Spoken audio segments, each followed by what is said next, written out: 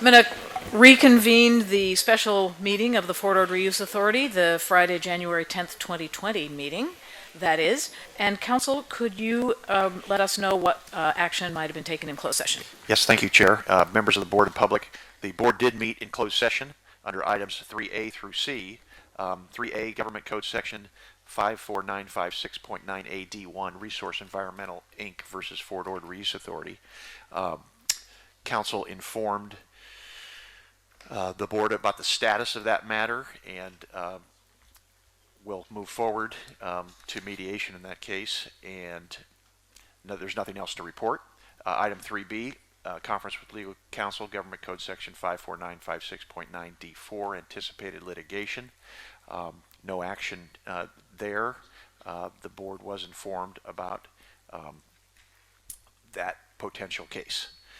And finally, 3C, conference with legal counsel, Government Code Section 54956.9D2, anticipated litigation, significant exposure to litigation. There are two potential cases. Counsel did inform the Board about those two potential cases, and there's nothing to report. Thank you. We'll move now to acknowledgements, announcements, and correspondence, and our executive officer has a few things to let us know about. We did.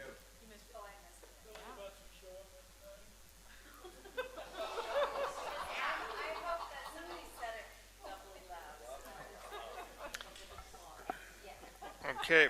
Well, thank you, Chair. I've got a few announcements here. The first is Saturday, February 1st. There's going to be free tours of Fort Ord focusing on groundwater cleanup and landfill maintenance. Bus tours depart from building 4522 at 10 a.m. and 11:45. That's right, and that's put on by the our friends at the Army Base BRAC Cleanup Office.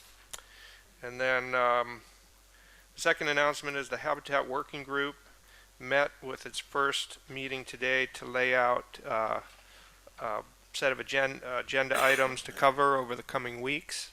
The next meeting will be next Friday, and we're set up to meet every week until we have some agreements made and recommendations potentially for the Board to consider.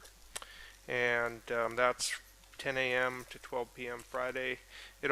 Those meetings will be agendized as a joint meeting of the Habitat Working Group and special meeting of the Administrative Committee to allow our Administrative Committee members to participate. And we'll have all that information available on the FORA website.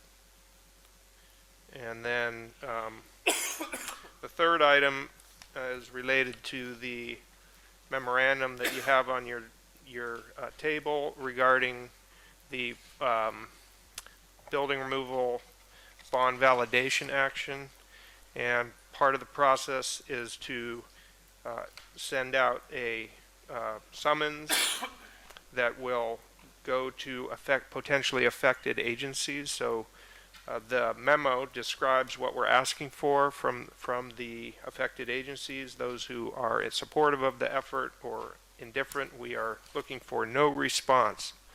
That would help move this most efficiently. Note on the bottom, any questions, you can call John Giffen. So with that, those are the announcements. Thank you, sir. Any questions by board members or comments on the announcements? Yes, Ms. Garfield. I understand it's the BRAC office that's putting on the tour, but where can people go to find out information about it if they don't have that flyer in hand already? You can check out the Army's website. It's fortordcleanup.com. Thank you. All of the Army's information regarding the cleanup is part of the administrative record online. Thank you. Mr. Chair? Yes. Just one more announcement. Today the House was able to pass, and I'm going to read it, the PFAS Action Act. And just wanted to say thank you to Josh Metz for his assistance in getting us some specific information on the potential impacts here at the former Fort Ord. But this is important legislation for water cleanup and sustainability issues. So it will impact both Fort Ord and Fort Hunter Liggett for us. So we're happy about that. But those are PFOA, PFOS contaminant issues and how that is cleaned up in groundwater, and will impact CERCLA. So thank you to Josh for a quick response on that one, and Christy Reimer as well for her assistance. Indeed. If I might just say, it couldn't have happened without having quick access to Christy Reimer. She's become a bit of an expert on the topic, and luckily I was able to walk down the hall and we could respond to the request from the Congressman's office. So we're happy to see that that went well. Thank you. Thank you for that. Anything else? Great. We'll move now to roll call. Madam Clerk. Supervisor Parker? Here. Supervisor Phillips? Supervisor Adams? Here. Councilmember Gagliotti? Here. Councilmember O'Connell? Here. Mayor Pro Tem Morton? Here. Councilmember Hoffa? Here. Councilmember Wizard? Here. Mayor Carbone? Here. Mayor Gunter? Here. Councilmember Garfield? Here. Councilmember Reimers? Here. Kathleen Lee? Nicole Hollingsworth? Here. Erica Parker? Debbie Hale? Here. Dr. P.K. Diffenbaugh? Steve Matarazzo? Here. Lawrence Samuels? Here. Colonel Ford? Here. Bill Collins? Here. David Martin?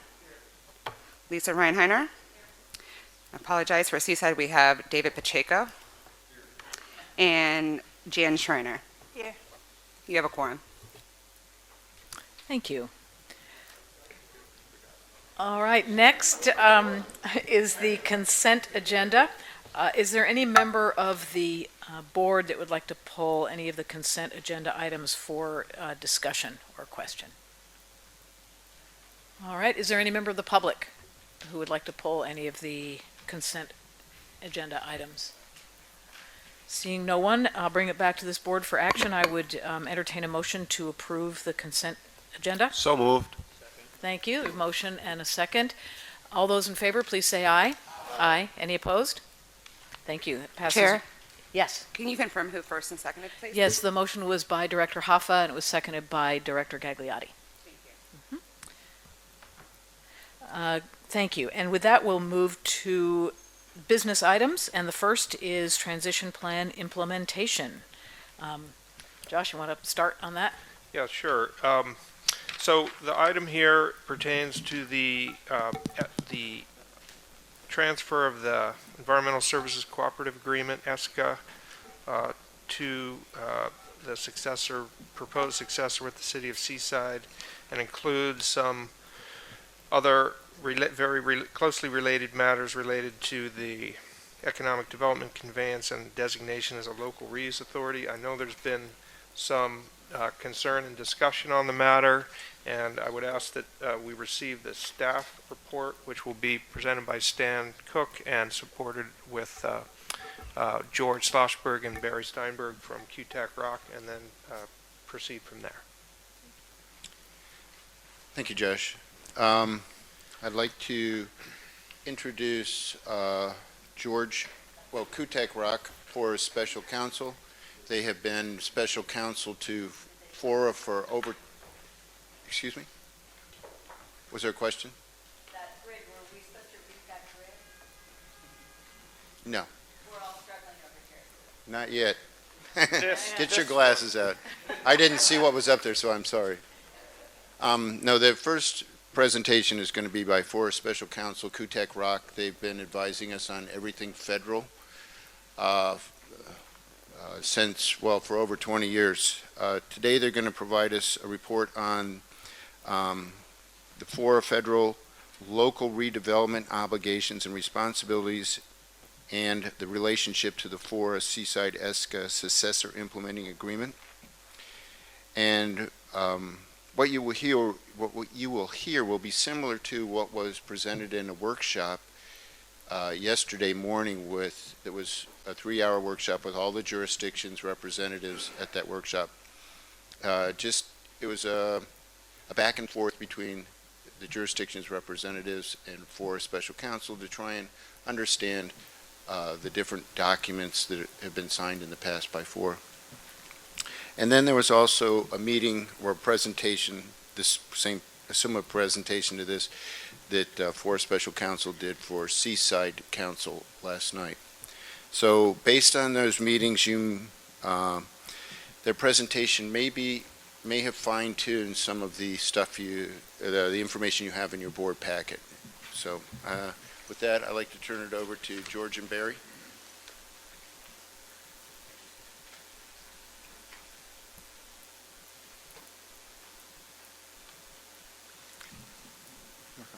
Good afternoon. I'm George Schlossberg. I'm with QTech Rock, and we are FORA Special Counsel. I have not appeared before the FORA Board in many years. I have appeared before the FORA Board before some of you during the early years of FORA and helped with the establishment of FORA and its negotiations with the Defense Department and helped with the negotiation of the Economic Development Conveyance Agreement that led to the conveyance of the former Fort Ord properties to the community. Barry and I are going to, how does this work? Great. The purpose of our talk now is to discuss what happens starting July 1 when FORA goes away and the interactions with the United States government, with the Department of the Army, and the environmental regulators with regard to the property. There are two threshold issues that we will be discussing. One is the ESCA contract. Will Seaside assume the responsibility as successor to FORA under a federal contract to remediate property for which the Army is currently paying FORA to undertake Army responsibility and work. Barry Steinberg will address that. He is our environmental counsel, former chief of the Army's Environmental Law Division. The second issue that I will discuss is the Economic Development Conveyance Agreement, which provided for the no-cost transfer of land to the communities on the peninsula, and will Seaside assume that role as the midwife, if you will, to receive the property from the United States and then transfer that property back out to the land use jurisdictions after July 1 of this year. It had always been contemplated that the land would be remediated by the federal government, would be transferred, and beneficial use would have been conveyed to the community before FORA sunsetted. That has not happened, and there are remaining real estate tasks to be accomplished after July 1st. And it is for that purpose, that assumption, that the question has arisen, will Seaside take on that obligation and responsibility? With that, I'll turn this over to Barry for the ESCA discussion.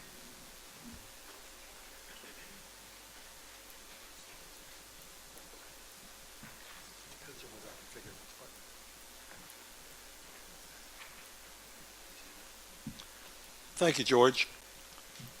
As indicated earlier, we've sort of been at this for over 20 years now. We were here. I look around the room, and I'm not sure that anyone, well, I take that back. I see one or two people that may have been here back in the beginning, but I won't call them out because they had already graduated high school when I first met them. The ESCA, Environmental Services Cooperative Agreement, is a fairly complex document. If you're going to receive $98 million worth of federal funds, you would imagine that a fairly complex document would control your obligations and your responsibilities with respect to the use of that money. And so, you can get down in the weeds, and the weeds are stuff that the lawyers in the room would appreciate. Bill Collins has to play with it every day, but he probably doesn't always appreciate it because it's not always easy to figure it out. This document was drafted a long time ago. But the bottom line is the ESCA is the controlling performance document that FORA agreed to perform in exchange for receiving the Army's money to perform the Army's obligations. And that's a distinction of great merit. We're not performing FORA's obligations except by contract. We are performing the Army's obligations, which the Army has as a matter of statute.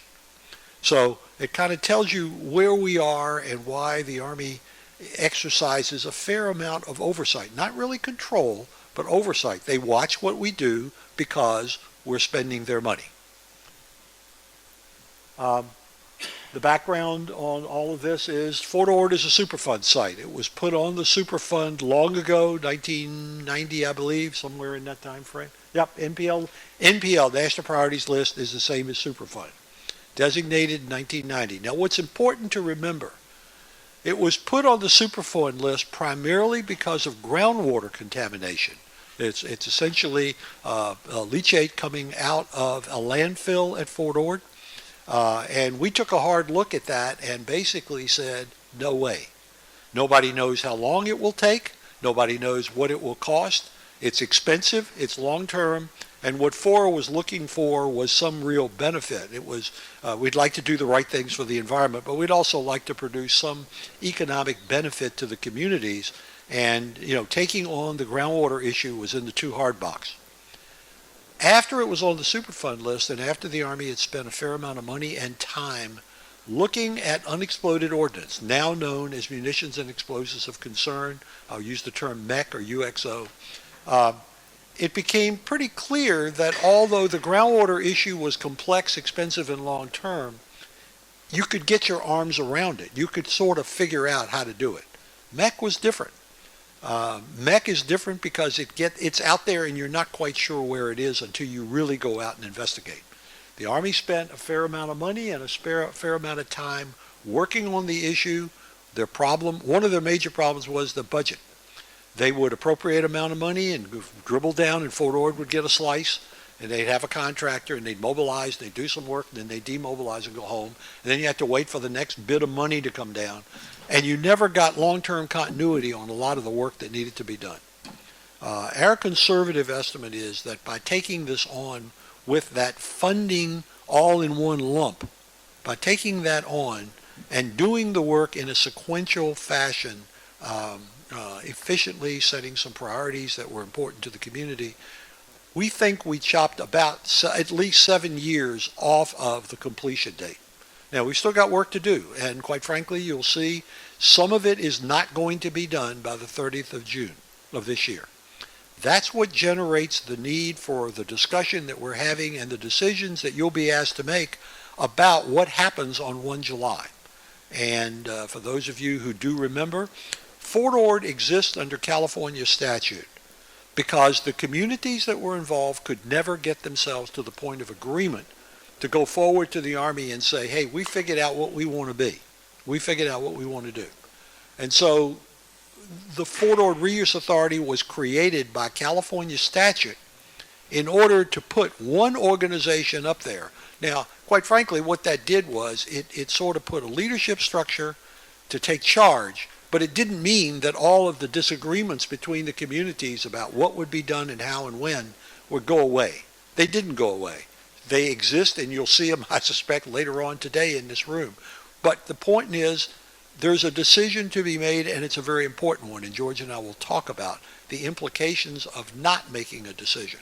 That's got serious implications for all of you. Pursuant to the taking of the funds, the Army, DTSC, and EPA had come into what is known as a Federal Facilities Agreement required by statute. It has a different name in the statute, technical memorandum. But they entered into it, and it gave EPA and DTSC an enforcement role over what would happen at a Superfund site. The BRAC closure took place in '94, which was an intervening event. I don't think it had very much to do with the environmental condition.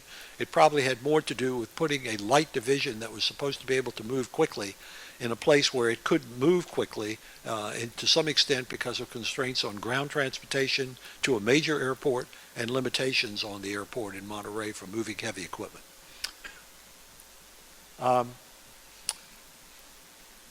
FORA basically took a hard look at how can we take charge of this And how can we make things happen out here quicker, better, sooner, cheaper? And we came up with the idea that we could enter into an agreement authorized by statute with the Secretary of the Army where we would perform the Secretary's obligations. We were willing to do that provided that we were sufficiently funded, that we weren't taking a risk to perform their job. In essence, we became a contractor. It's a little different legally than a pure contract, but it is contractual in nature. And so in order to do that, we did some calculations. And the calculation was, what do we think it would cost to complete the MEC investigation? Because we said, we are not taking groundwater. Bill, that's yours for as long as you want to work it. And you know, we'll all be gone, and Bill will still be working groundwater issues out here. That's not going to resolve quickly. It's just the nature of the beast. We took the surface area issues, which were almost exclusively MEC, a couple of other sideshows, but nothing of great moment. And so there were a lot of what the technical engineering people call stochastic modeling. That's basically sampling and computer models to figure out how much would it cost over the long run. And FORA gave guidance to our experts that were working that, and we said, we want to know the number that will get us to a 98% degree of certainty. 98 times out of 100, we will finish the work that has to be done for the amount or less than the amount of money that we will request. We ran that. Interestingly enough, the insurance company that we were dealing with ran the same model, but using its own assumptions, not ours. And interestingly enough, the Army went out and did its own modeling, using its own assumptions. And all of us got real close to what the right number was. And the number was, interestingly enough, $143 million. And so we went back to the table with the Army and said, we got to have 143. We can get to 143 with a large amount of money going to an insurance company that will take the risk that at a certain point they will pay, and if we come in under budget, they get the profit. And when we ran that, the Army came back and said, well, you know, we think you're paying too much for the last $15 million. So we'll pay for what it takes to get to $128 million. We, the Army, will come back for the last 15, so you won't have to eat that. So with all of that put together, we went into this contract where we got $98 million. We paid AIG Insurance the amount of money they needed. We kept some for ourselves for administrative costs and oversight that's out there. And the bottom line is it has worked far better than any of us could have expected. The insurance contract in question has now expired except for one provision that I'll talk about in a minute. And when it expired, we had not exceeded, I think, about $105 million of cost. So we came in well within the budget. That modeling program that went on, at the beginning, I was pretty skeptical about it. Like, how do you calculate the likelihood that there's 7 beer cans that you dig up in order to find one hand grenade? And that's the kind of work that you end up, because, you know, on the surface, when you run a ground penetrating radar over top of it, a beer can and a grenade give off a very similar electric signal. In order to really see whether it's a beer can or a grenade, you have to dig it up. And the cost to dig eight in order to find one was really prohibitive. And so there was some sophisticated work that was done from an engineering perspective, and the bottom line, it worked. It worked. The regulators, particularly DTS, looked me in the eye and told me, you will never have residential out there. And we said, give us a chance. And they said, you're wasting your money. And we said, no, we don't think we are. Give us the chance. And so over time, as we worked through each stage, we went back to the regulators. They have been all over us in this process. And they have been, for the most part, satisfied with the quality of the work that we've done. And we have successfully demonstrated to them that, in fact, we think most of the MEC is out of the ground, and whatever might be out there, we have other protocols in place to protect human health and the environment, so people don't dig 5 feet down for in-ground swimming pools when basically our cleanup is probably really only good down to maybe, 3 feet, Bill? I don't think we get much below 3 feet because your ground penetrating radar can't see much deeper than that. So pretty sophisticated, a lot of work went into it. Major companies assisted us. We let out the contracts and they performed, and it's worked the way it's supposed to. Now, with that, in order to protect FORA, we went out and bought insurance, which the Army paid for, okay? And the first phase of what we bought was that $128 million plus their $15 million over top of it. There's one slice of that that's still good until 31 March 2022, and it's a $15 million pollution legal liability coverage. In all of the years that we have done this, and we're now on our fourth insurance policy dealing with environmental issues, we have never had a single claim. We've never had a claim of injury or some potential off-post migration or anything like that. So, we've been very careful. There's been a lot of health and safety things that went into the people that were working out there on these issues. Where they walk, when they look, those type of things. Keeping people out of areas they shouldn't be in, quite frankly, and that's been a chore because people like to play outside, and Fort Ord's got a whole lot of outside. But sometimes it's too dangerous, and it's been difficult on occasion to convince what I would describe as daredevils to stay off. But that's where we are. The ESCA, the Environmental Services Cooperative Agreement, requires FORA to hold pollution legal liability insurance until 2024.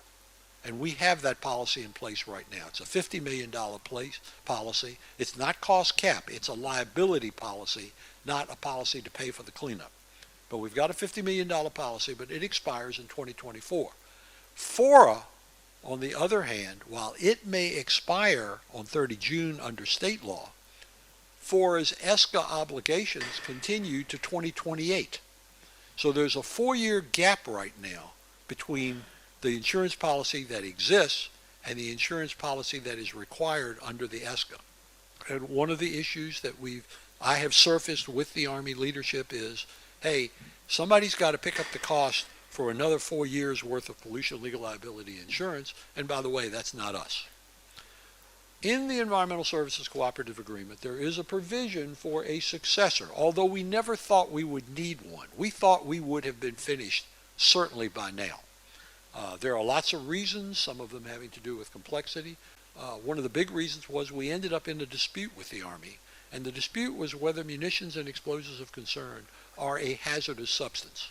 That's a significant legal issue because of the Army's statutory obligations to deal with hazardous substances that they generated. And so we spent over a year going back and forth, ultimately invoking a dispute resolution provision of the ESCA that took this up to senior levels of the Army and senior levels of EPA. The bottom line was that the Army resolved the dispute in our favor, but in a very limited fashion. It's a favorable decision for us, but only for us. It does not set precedent nationally. And you can imagine why the Army would be more than a little concerned about setting precedent nationally, calling MEC a CERCLA hazardous substance. So, but as I explained to the Army at the time, I only represent Fort Ord on this issue. The national issue is not my agenda.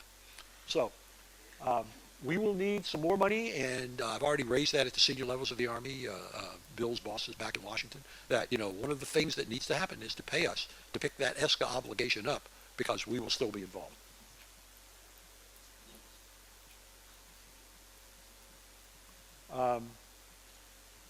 Under the Superfund statute, peculiar provision with respect to federal property. If you're transferring federal property out of the federal inventory, you have to include in the deed a warranty that states all action necessary to protect human health and the environment has been taken.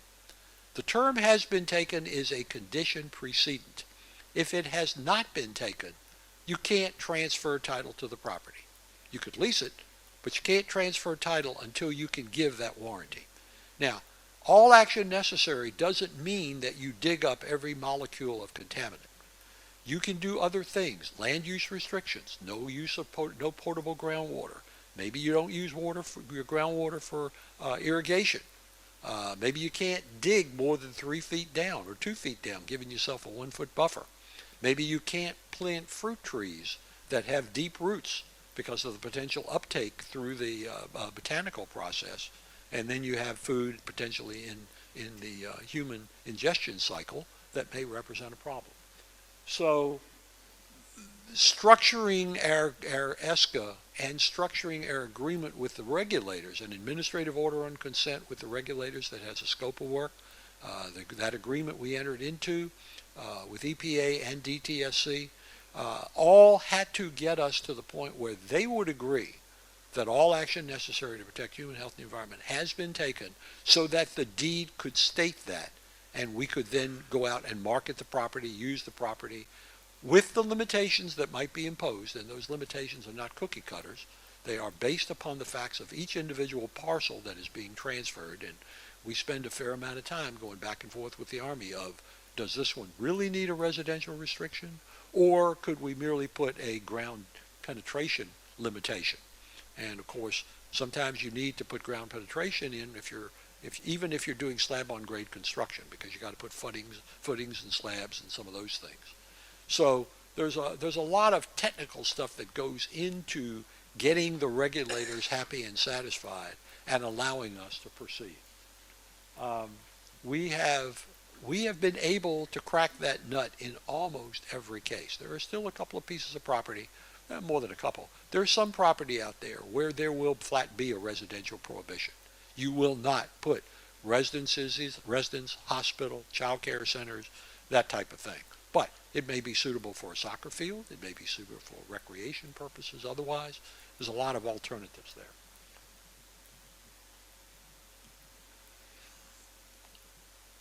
Now, there is an exception to the circle of warranty provision, and we've taken advantage of this. You can defer the circle of warranty, all action necessary to protect human health and the environment. You can defer that if you get EPA approval in a Superfund site and the governor's concurrence. FORA did just that. The idea being that we were taking the property for cleanup initially, not beneficial use, and the beneficial use would come later when we have finished the cleanup on a parcel by parcel basis. And you have to put in that early, what we call an early transfer or deferred covenant deed, you have to put those protections in there, like no residential, no beneficial use, no surface use, other than for environmental investigation and remediation. In order to make that worth our while, we needed the funding. We got it. We needed to address the concerns as well as the process that the regulators were going to subject us to. We got that. And we needed to have some reasonable assurance that there would be beneficial use of the property when we got finished. The joke in the base closure community has always been, if you can't redevelop and reuse property with an ocean view in the Monterey Bay, California area, then you are in the wrong business, because that property has enough inherent value that you should be able to do it with some limitations based upon some peculiar circumstances. Plus, there's a community overlay. The community is not looking for sulfuric acid manufacturing plants out there. The community is not looking for a density level that will require you to build 5 times as many schools and 20 times as many roads. There is a balance. This is a community that is most interested in outdoor activities. There's a balance to be struck. There's an endangered species habitat management issue, which is obviously important to state and federal regulators, and it's important to community residents. And we hear from them with fair regularity about their concerns about various habitat and endangered species considerations. So it meant coming up with a plan that had good balance to it. It required, some pretty broad acceptance within the community to come up with that plan. It was a difficult negotiation. George can talk to that better than I can. But the bottom line is, in order to make this deal worthwhile, we needed to know that there was a community benefit to be derived from entering into it. We concluded that there was, and I think in retrospect, the judgment of the leadership in that regard was absolutely correct. By getting the money ourselves, we were no longer at the mercy of the Army's sense of priority. They may want to clean up a piece of property that had no real beneficial value for us. They would spend money on mobilization and demobilization needlessly, because they didn't have a big enough pot on an annual basis to do the kind of holistic long-term planning that was appropriate for a project this massive. Of Quite frankly, I think it's fair to say that if you go back 20 years ago, there was a skepticism, if not distrust, on the part of the state and federal regulators in their dealing with the Army. The Army had its own process for dealing with MEC, and the regulators were never happy with it. By us stepping into the middleman role and being subject to enforcement, they became a lot more comfortable with what the potential outcomes might be because they knew that they had a handle and a string on that process. It also accelerated beneficial use, as I indicated, perhaps by as much as 7 years. So we entered into the cooperative agreement. There's the dollar amount. We entered into an administrative order of consent with standards. We then entered into a mediation services contract, which was essentially a fixed price contract with what was then LFR, later bought out by Arcadis, and Arcadis has been our contractor for, I don't know, the last maybe 6 years, 7 years or so. And they still are. And then we entered into the PLL cost cap insurance policy with AIG. It took us a long time to make all these documents come together and negotiate all the moving parts. And I've talked to the dollars in the 143. We had a dispute with the Army. That was resolved. Current status. You go away on the 30th of June, but your obligations, not your obligations, but the ESCA obligations continue to 2028. They survive FORA, but the question is who gets them? Do they just fall off a cliff, or do we have a successor? The ESCA contemplated that there would be a successor, and they identified 4 potentials for how that would work. Marina, Seaside, the county, and the formation of a Joint Powers Act entity. For whatever reason, the JPA never really got off the ground, and as we move forward in time, my understanding is that Seaside raised its hand and said, we'll do it, subject to conditions. The other 2 communities, I don't believe, wanted to do it, and I don't necessarily blame them for that. This is not an easy task to take on, quite frankly. And the AOC also requires a successor issue, or imposes a successor consideration, but the AOC doesn't identify who it will be. It identifies a performance standard. They have to have the full faith and credit of a governmental entity. They have to have the wherewithal, the staffing to do it. There are performance criteria. Now, one of the interesting issues is what happens if there's no successor? And only a lawyer could enjoy playing out the decision tree there. FORA owns real estate right now. If FORA goes away and there is no successor, who has title to real estate when the owner disappears from the face of the earth? I don't know. It's a California real estate question. I posed it to John Giffen yesterday. He gets paid a lot of money to answer questions like that, and he was sorry that I asked.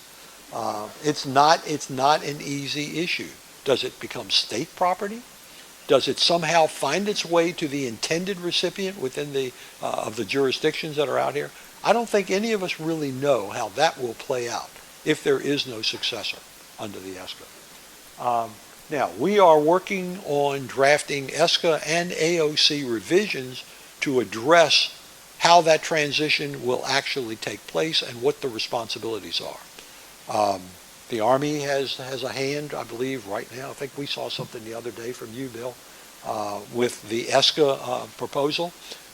We have furnished a draft of an AOC amendment to EPA, to their lawyers, and they're working on it. And we'll have this part of it worked out. There'll be some negotiation and a little give and take along the way. But this is not going to be in the too hard box, I don't believe.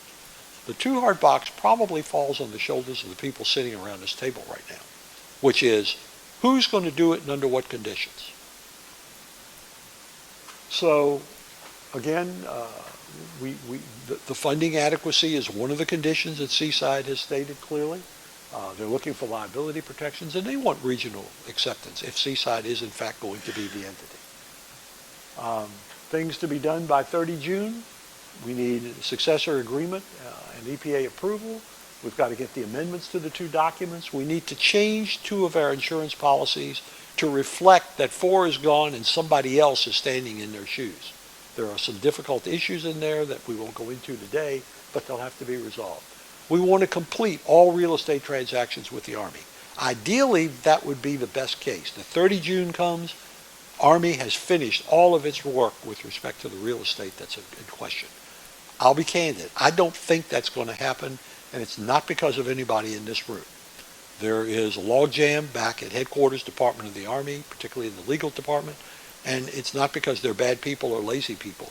They are too few staffed and a lot of work to do, and these are not necessarily easy issues.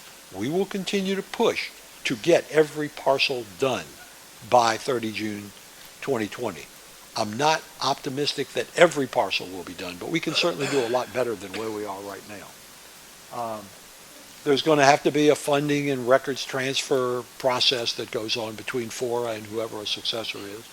And then there's personnel decisions for continuity, where the people who understand what I'm talking about are there to continue to perform their job until the job is completed. And that's a particularly sensitive issue. As you can probably tell, this is not a walk in the park to figure out how this works. The interplay between the documents is relatively complex. So, with that, I'll turn it over to George. We're going to take questions, but I think we should finish all of this and then take your questions so that you can get all of the complexities and not just some of them.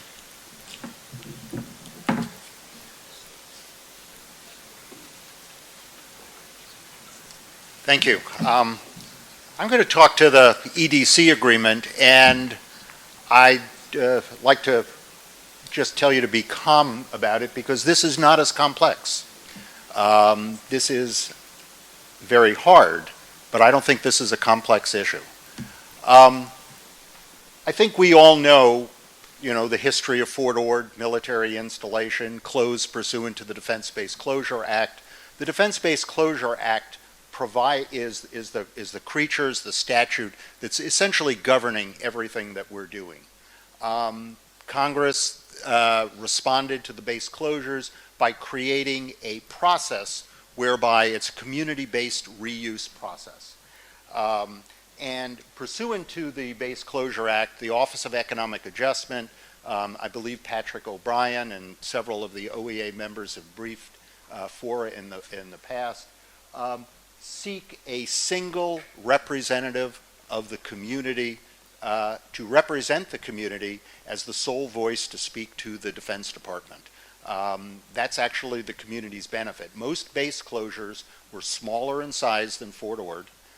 They were within a single jurisdiction, and it was very easy for the city or the county that surrounded the military installation to decide what was going to happen with that land once the base was closed.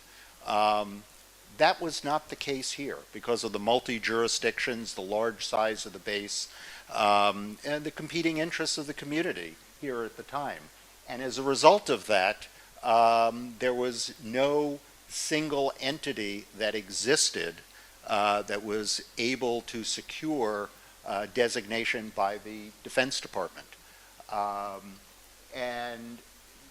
The California legislature stepped in and, created the Fort Ord Reuse Authority to be that sole voice for the community. That entity in federal law is called a local redevelopment authority. It's not a development authority in the normal context that you would consider. It is only, it's called a local redevelopment authority since the goal of the base closure process is to allow for the economic development of the property, so they name it that. But it has no special powers, rules, laws, authority under federal law. The role of an LRA was twofold. One is plan what you want for that property. The feds are leaving, the military is leaving, there's a lot of land left behind. What you, the community, want on that land. FORA created that reuse plan, presented it to the Department of the Army, and that became the basis for the EIS, EIR for the disposal analysis. It was your plan that has driven the closure process, and it's your plan that's driven the Army's environmental remediation process through the documents.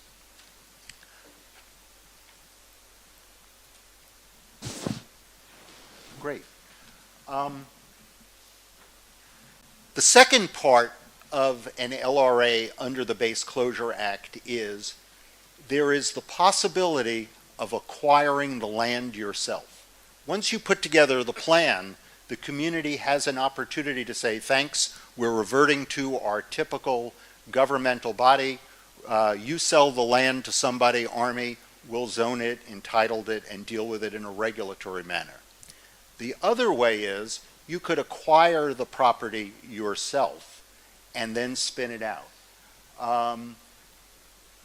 FORA, this community, chose to acquire the land and negotiated an economic development conveyance agreement with the Army to acquire approximately 5,000 acres for economic development purposes at no cost. That's a pretty good deal. Not all communities were able to secure that. The Navy, particularly in California, has been successful in selling very valuable properties for hundreds of millions of dollars. Because of the timeline we were in and the statutory framework we were in, we were able to secure a no-cost economic development conveyance. That was one of the items that we negotiated with on behalf of FORA with the Army. The issue is, however, that EDC agreement may only be with a local redevelopment authority recognized and designated by the Office of the Secretary of Defense. And if FORA goes away, there is no such entity. And the question arises, what happens to the unfulfilled portion of that economic development conveyance agreement? You know, I guess I'm speaking to the wrong slide, but I'm still speaking on what I'd like to talk to you about.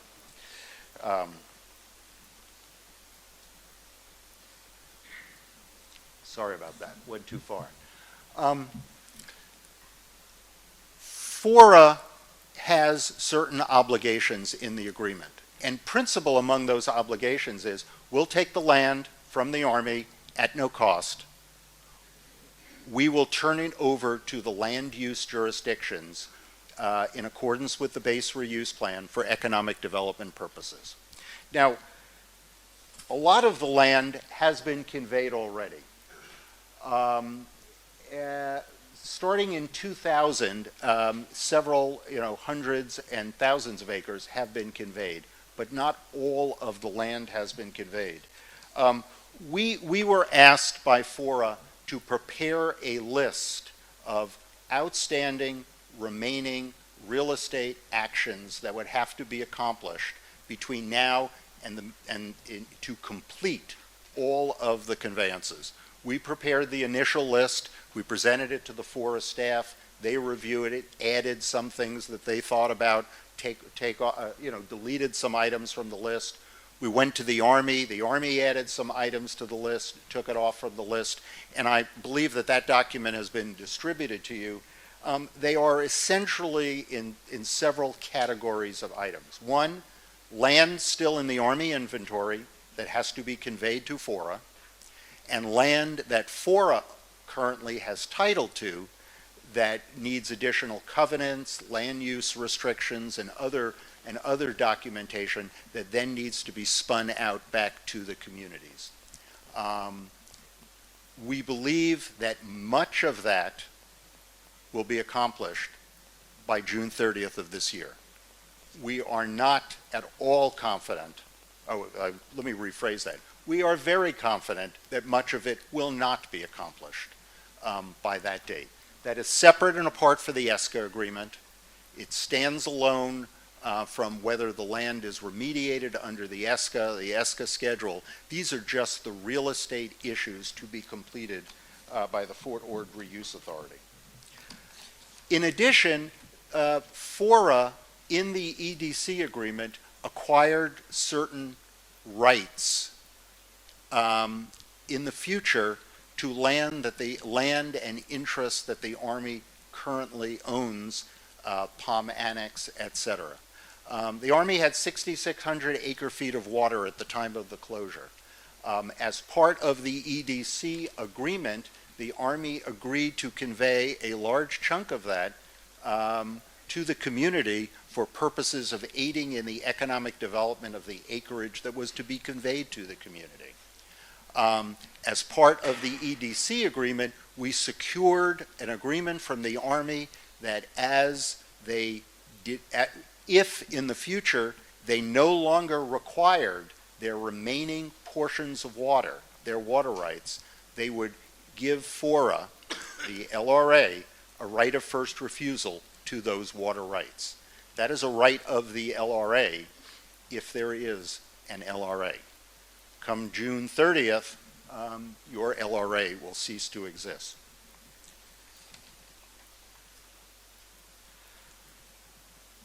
Now back to the slide that I was talking about earlier.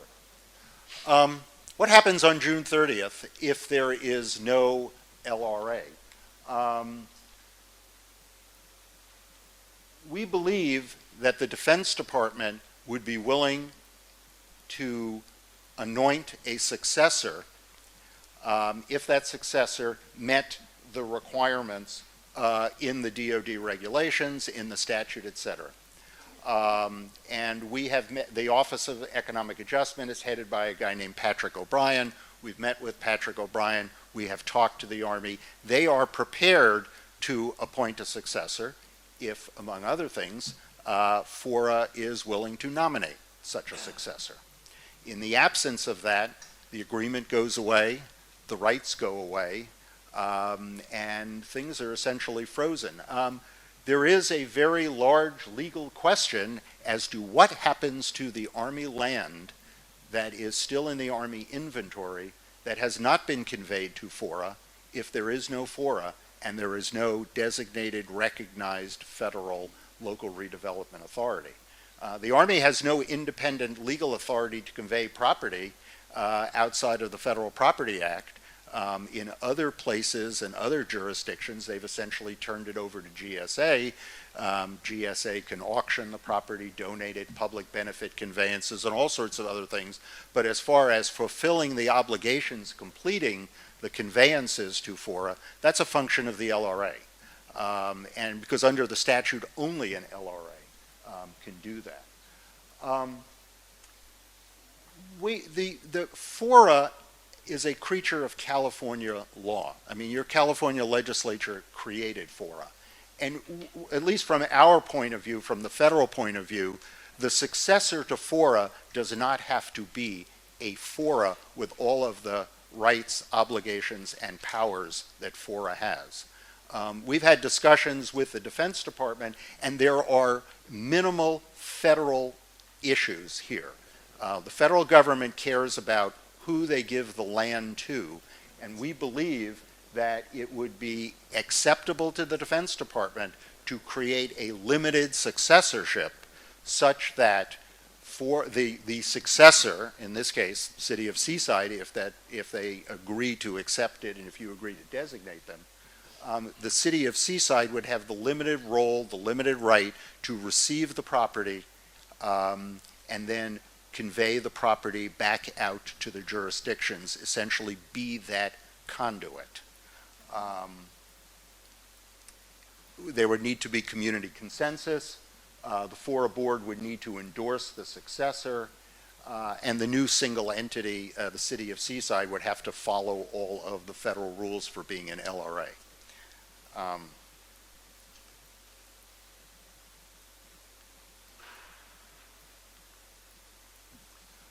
So what has to be done by June 30th in this regard? I think this is a hard case. It's not a complicated one.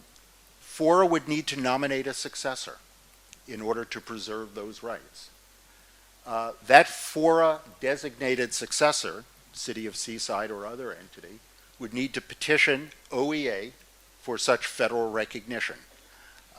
Assuming that they meet all of the requirements, agree to honor and obey the DoD rules for being an LRA, OEA would recognize the FORA successor. Then the Army and the successor would need to amend the EDC agreement so that the Army recognizes that entity. And item 5 is something that we put in here. I mean, we did the community workshop yesterday, and it was very clear that there are some issues about the extent of the role of any FORA successor, as to what role they would have in the community. The city of Seaside has said that they have no interest in governing, regulating, controlling what happens to the land outside of their city's jurisdiction after the land is conveyed. We believe it would be important that there would be agreements to that effect. And we think there are two types of agreements that would need to be done. One, when Seaside and the Army, FORA, Seaside, the Army, amend the EDC agreement, the Army and the Defense Department would need to recognize the limited role of the successor.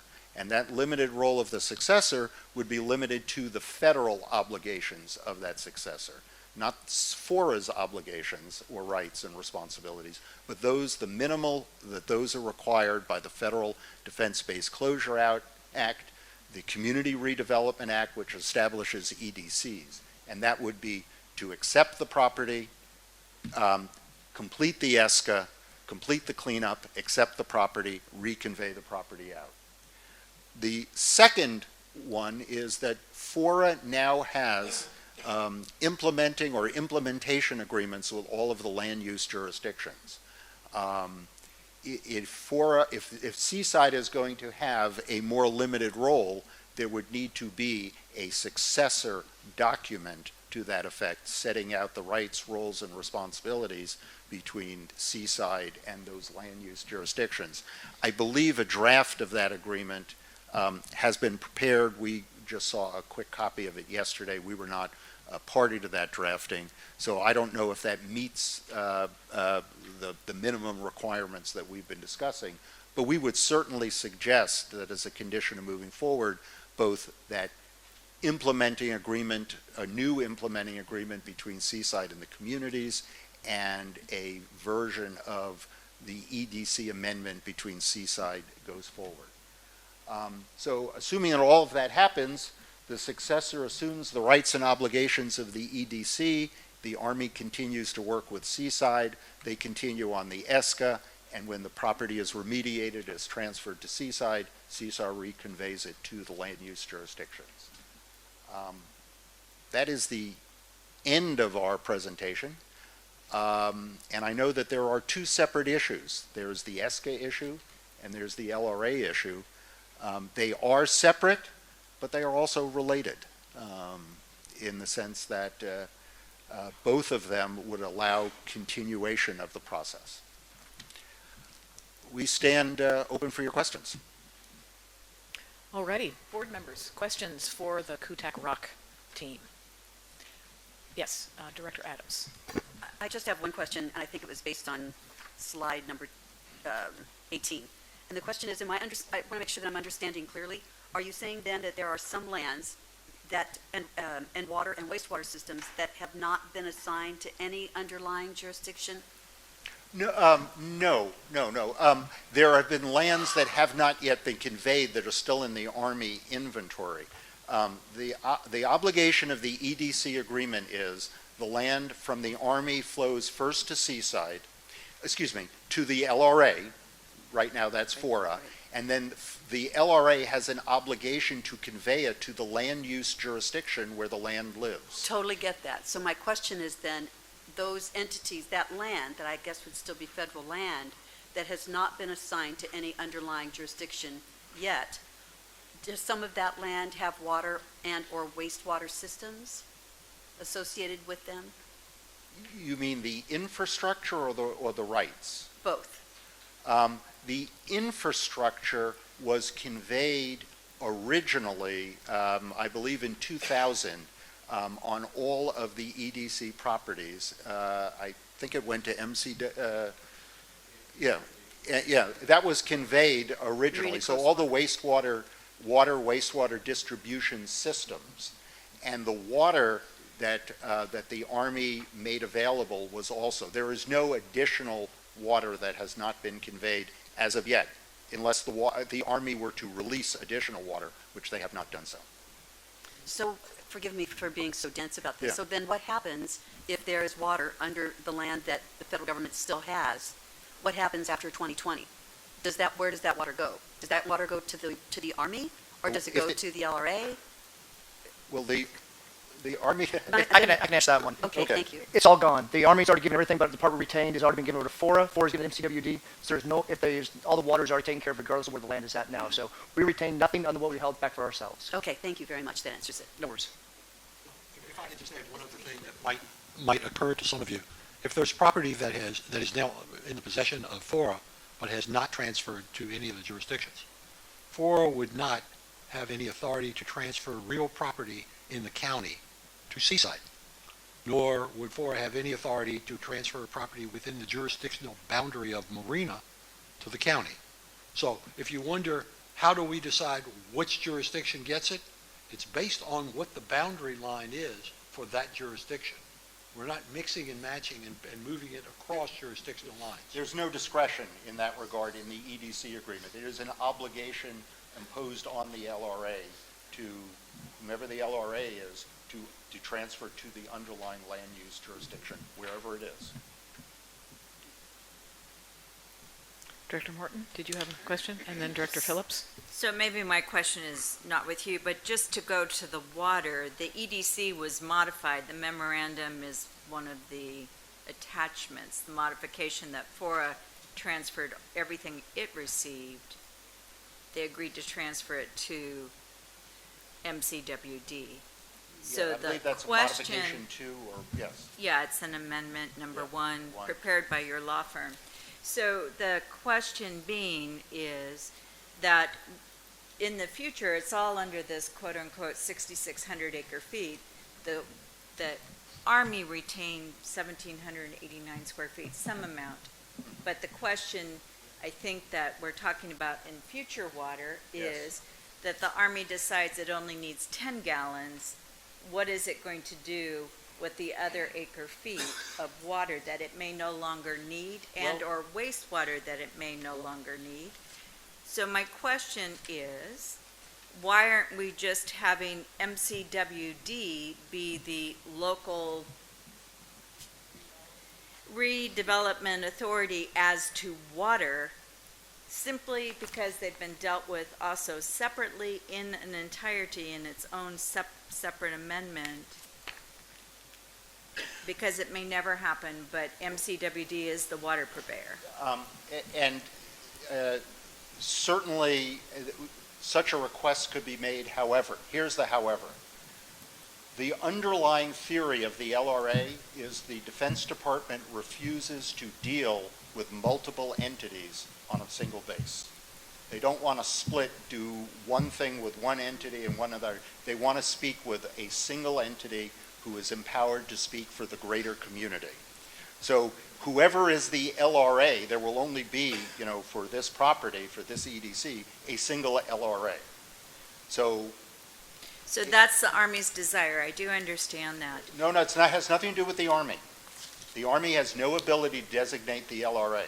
The Army receives that delegation from the Office of Economic Adjustment, who makes that decision for all of the military departments.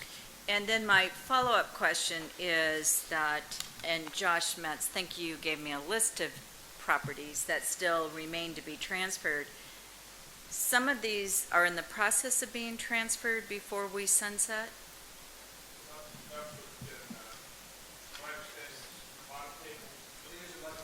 Yeah, my understanding is all the cleanup work's been done, paperwork's up in Washington waiting for signatures from attorneys, and I might have some Bill or others who could weigh in more specifically, but that's my understanding. And my last question related to this is, I don't believe any of those properties are yet to be transferred to the city of Marina. So if Marina is not going to get any future properties post June 30th, 2020, why would we participate in our implementing agreements and implementation, transferring TPIA agreement or our past agreements? We would just say, those of you that have an interest in future property and think you need a local redevelopment agent, contact person, you entities work that out. And if Seaside is it, the county is it, Delray Oaks is it, as long as my jurisdiction isn't getting anything, why do I play?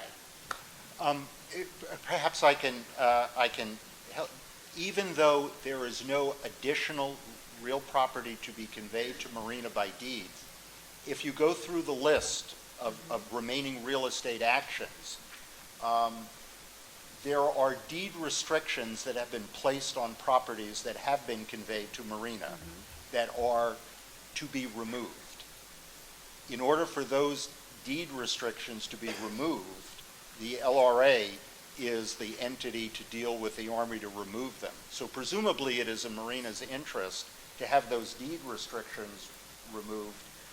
In that list, I just quickly glanced at the list and I saw that, but then, you know, there were a number of Marina properties that I saw were listed, and I don't know specifically what they are, but I would think that these are remaining real estate actions that Marina is asking the LRA to accomplish. So the land is in our name presently.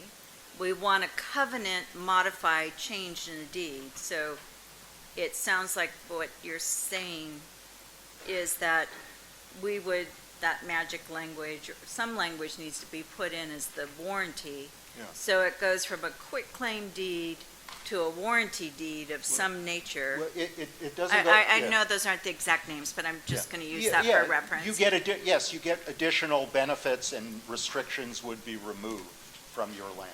And can those restrictions be removed now? What is the holdup? Because our lands aren't part of ESCA, is my understanding. What is preventing us from getting those transferred before June 30th, 2020? Well, there's more property than just ESCA, the remaining property, the landfill. There's other properties. It's approximately 250 acres of property that's in addition to the ESCA property, which would still have to go through an LRA process. And the deed modifications have to still occur on the ESCA properties, as they mentioned, and that is in process. The time, though, may not be by the end of June. So am I understanding, Bill, what you're indicating is it happens fell swoop for the entire 5,800 acres, or it cannot be piecemeal for the removal of that conditional? I wish the answer could be simpler, Okay. but the reality is that all of these properties to jurisdictions have to be modified that are in the ESCA. That process is ongoing, and it's going to take, our goal is to try to complete it by the end of June for all jurisdictions. That's our objective, but again, there's some property, the landfill, for example, won't be available for transfer till 2030, 2032 maybe. After the final remediation is complete. And currently, that's scheduled to be transferred to the county? Correct. The landfill parcel. Yes, Right. okay. So maybe I can Is that find to be out conveyed? from That's Josh EDC offline property what to be properties, conveyed to the LRA? each Correct. jurisdiction Yes, needs to know what properties we're But talking, it's conveyed to the LRA. page 5. I think one of the confusing aspects is we talk about property to be conveyed. That's an overstatement of what needs to be done. As indicated, a number of these properties, they just need the final circle of warranty to be issued. You've already got title to the property, and if I understand your question, you're basically saying, why do I go through all of this for property that I already own? The answer is, at this point in time, because of the EDC authority, it is FORA that has to front those issues for you. And as George indicated, neither OEA nor DOD nor the Army want to deal with, 4, 5, 6 different jurisdictions out here. So we've got it set up where it all goes through. If you're looking for where the blame line is, my reaction is it's because the Army General Counsel's office doesn't have enough people to do its job. That's it. It's not blaming an individual.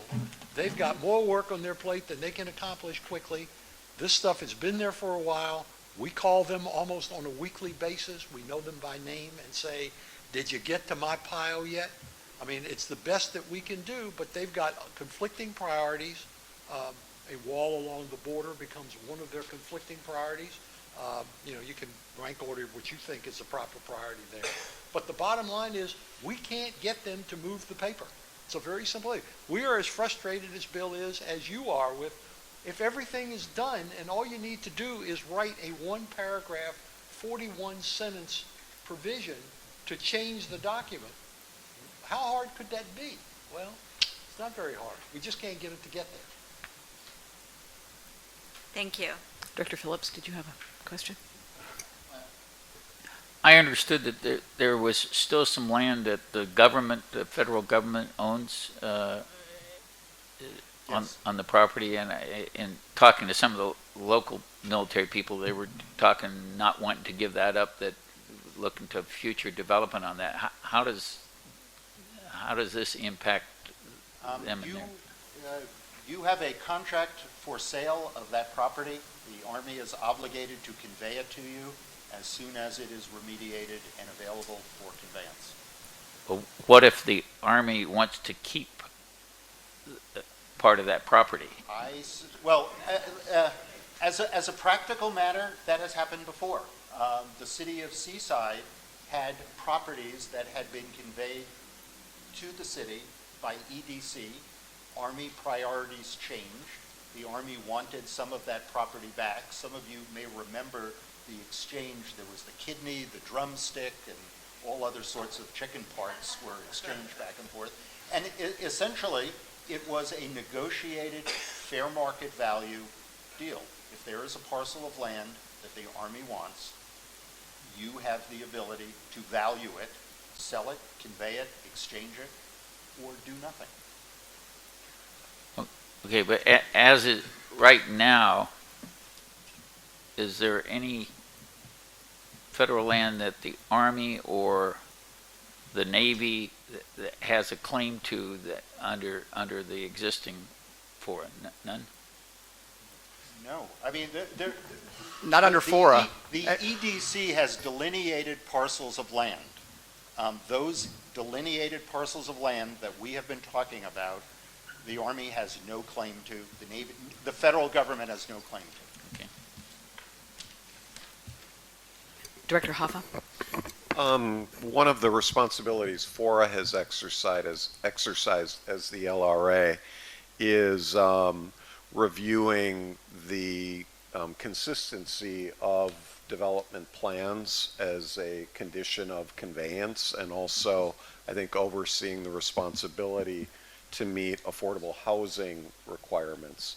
If the LRA were to transfer to another entity, would they inherit those authorities for the remaining parcels that need to be conveyed?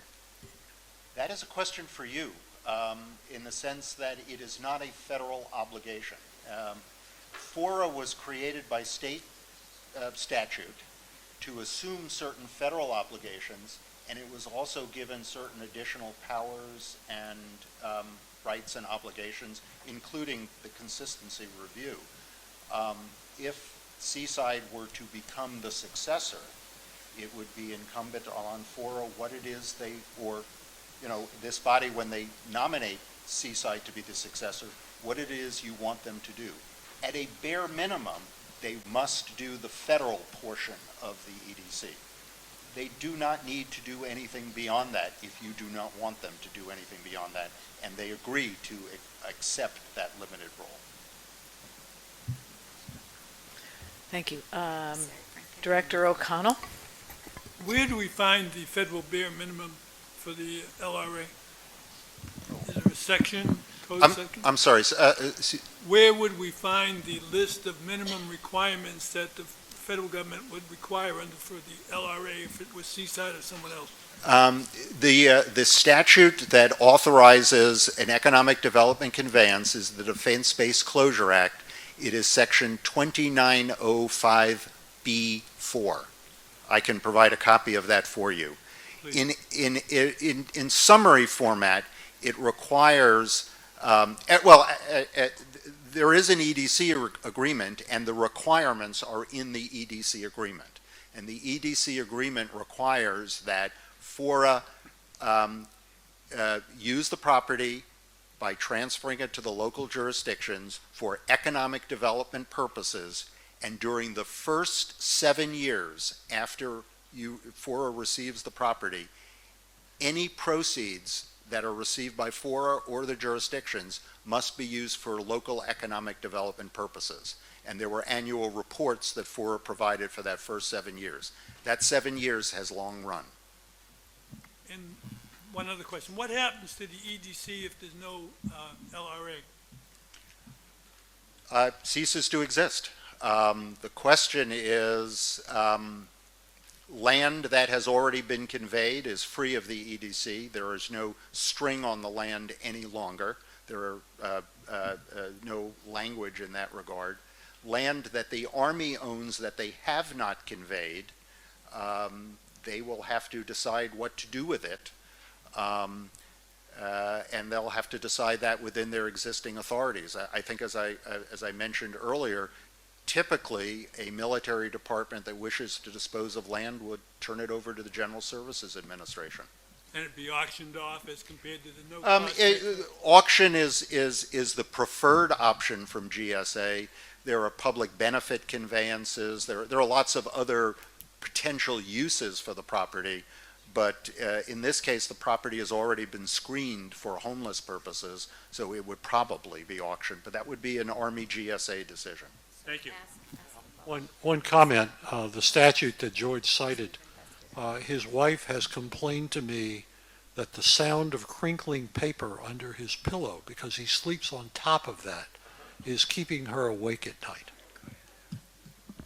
So if I might. May I just ask a follow-up on that where Frank left off? Okay. Just, so the EDC, understand, the agreement goes away, the land's going to go back. But to the extent that you have an ESCA agreement that is a secondary agreement impacting the same deeded deeds, same property, and now you have commitment of public funds, investment from all this organization in improving that land, what happens? Can the Army take it in a reverter revision?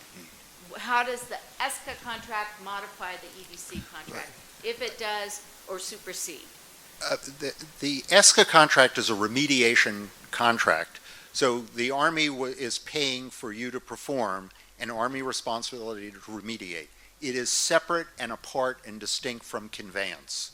So you could continue to perform the ESCA, clean up the property, and then the Army gets to auction it, or not.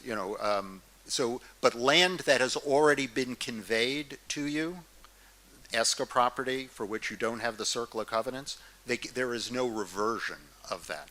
So deeds that are recorded are good. If I might ask for clarification. So it seems to me, so we have, for the FORA Board, I think that what we have before us today, we're being asked to look at and approve the implementing agreement regarding ESCA.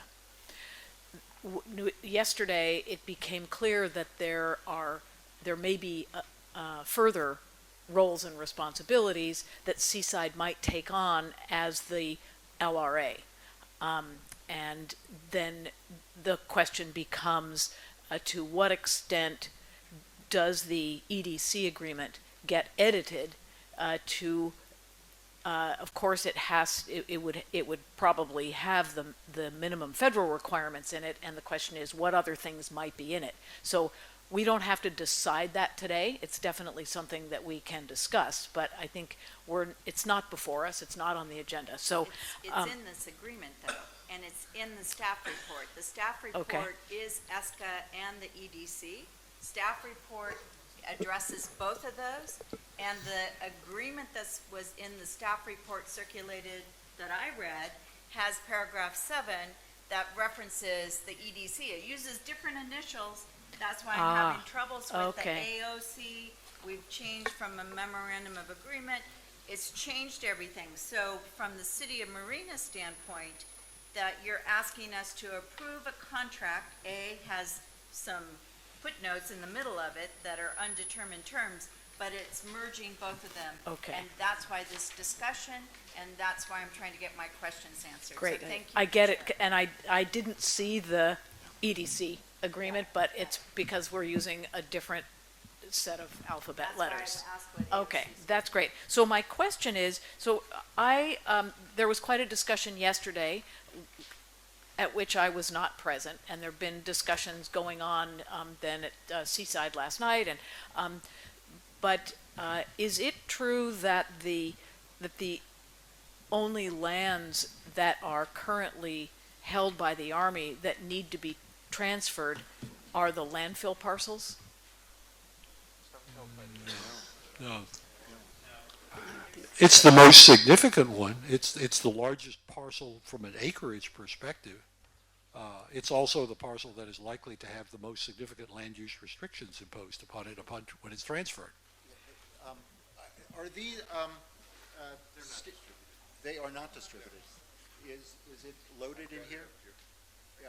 Stan can probably show you, there are many parcels that have not been transferred. Okay, so that was, I mean, okay. Chair Parker, maybe I can try to shed some light on this a little bit. There's approximately 8,000 acres that's still owned by the Army. Majority of that, about 7,400 acres, is part of the FORA National Monument that the Army is continuing to do the munitions cleanup on, and that will be transferred to the Bureau of Land Management once that cleanup is completed. There is still approximately 250 acres or so. It includes the landfill, but there are several other parcels included that have not yet been conveyed from the Army, but they would be conveyed to the jurisdictions identified in the reuse plan. Thank you. It's just hard to read this document and know what's being, oh, there's a colorful thing coming. All right, small print. With tiny print. Let's see, so somebody wanted to ask a question, and I said, yes, Director Adams. Actually, it wasn't a question. I just wanted to opine on the circumstance in which we find ourselves with the staff recommendation. Thank you.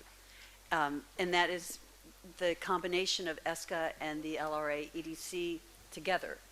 And it seems to me as if we're all very thankful that Seaside is willing to be the ESCA successor, which I think is wonderful, and I appreciate that very much. But what I think we should do is bifurcate the two issues, and see if we could come to agreement today that we may be able to go ahead and make the big announcement that Seaside is going to be the ESCA successor, and then come back time certain, like in February, something to that extent, with a memorandum of understanding or a memorandum of agreement among the other agencies that are out there on what we need to do for an LRA.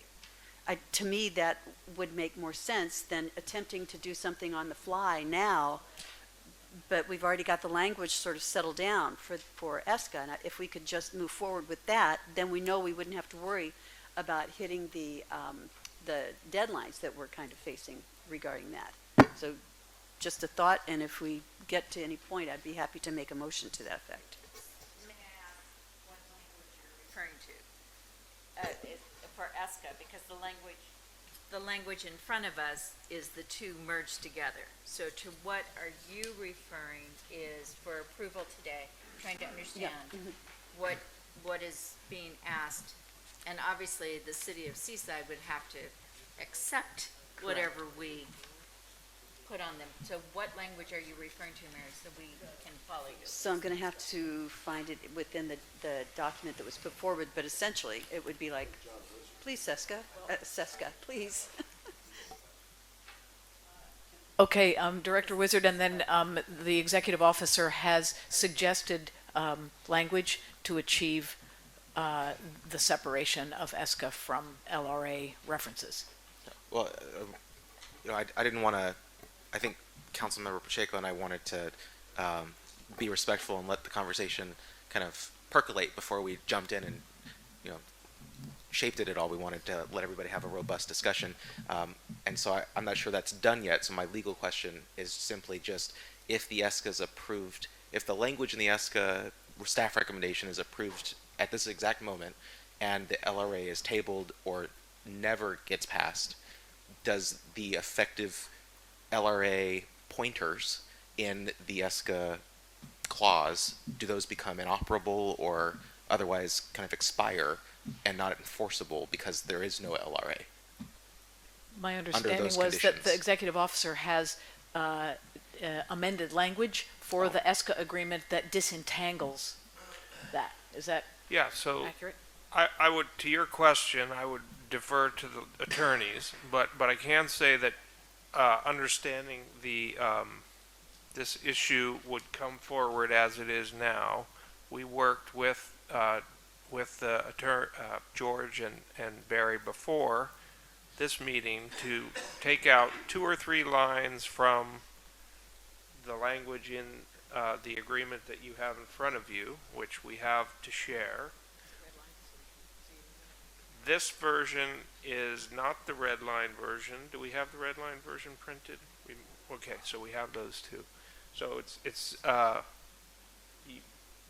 that's, we'll pass it out. You can look at that, and that could be an option for you to take action on today. To the question that you asked, John, I would defer to George to answer, or Barry.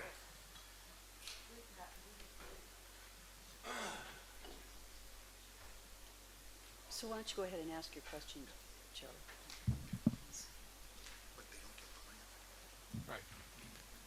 You may recall that I talked about the imperatives that needed to be satisfied to make it worth FORA's while to go into this whole ESCA process.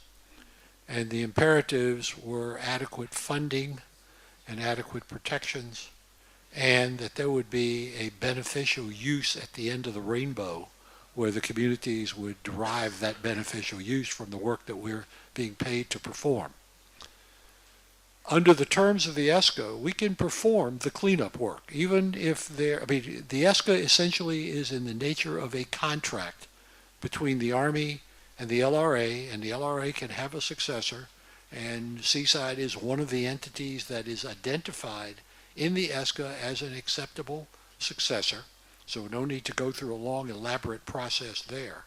The problem is they can continue to work and complete the work that needs to be done in order to bring everything to fruition. But if you do not have an EDC as of the 30th of June, that EDC is gone and it's not to be resurrected. You would have to start over and negotiate a new one. I don't know what the terms and conditions would be. Nobody's played that far out on the decision tree yet. But the bottom line is that you would have no assurance with respect to property not yet transferred that you would get the beneficial use, which was the underlying motivation to enter into this in the first place. They're two distinct and separate processes. The ESCA and the EDC derive from different statutes, different public policy considerations.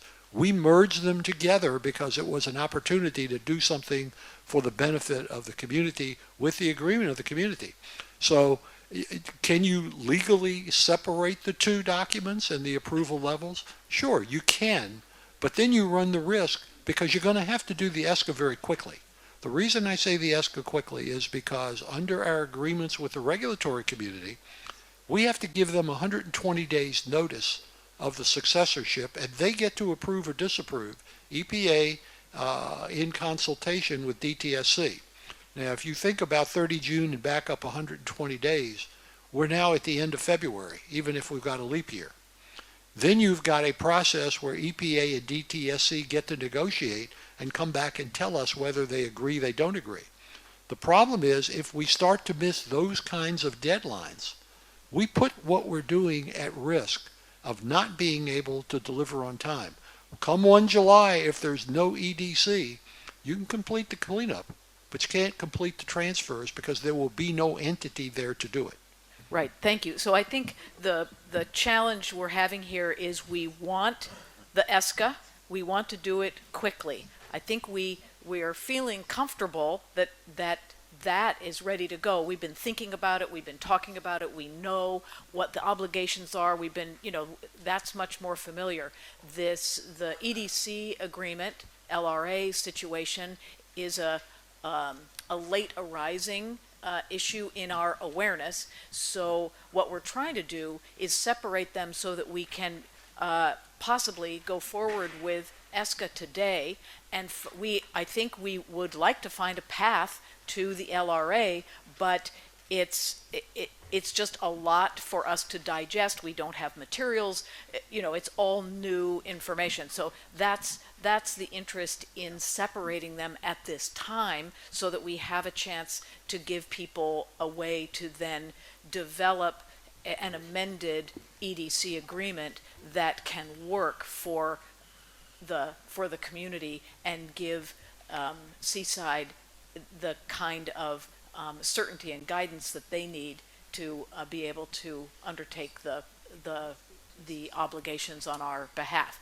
So we're getting a little bit into solutions already, and I see that there are public members, not of this board, but very interested parties who would like to make a comment. So I want to be able to open it up to the public, but I do want to give the representatives from Seaside a chance to raise questions. And I appreciate Director Wizard's question of, we don't want to adopt something today that has language in it that is going to create problems for the part that we can really agree on. So Director Pacheco has the floor. And to be very honest with you, I just came to this last night getting a lot of information.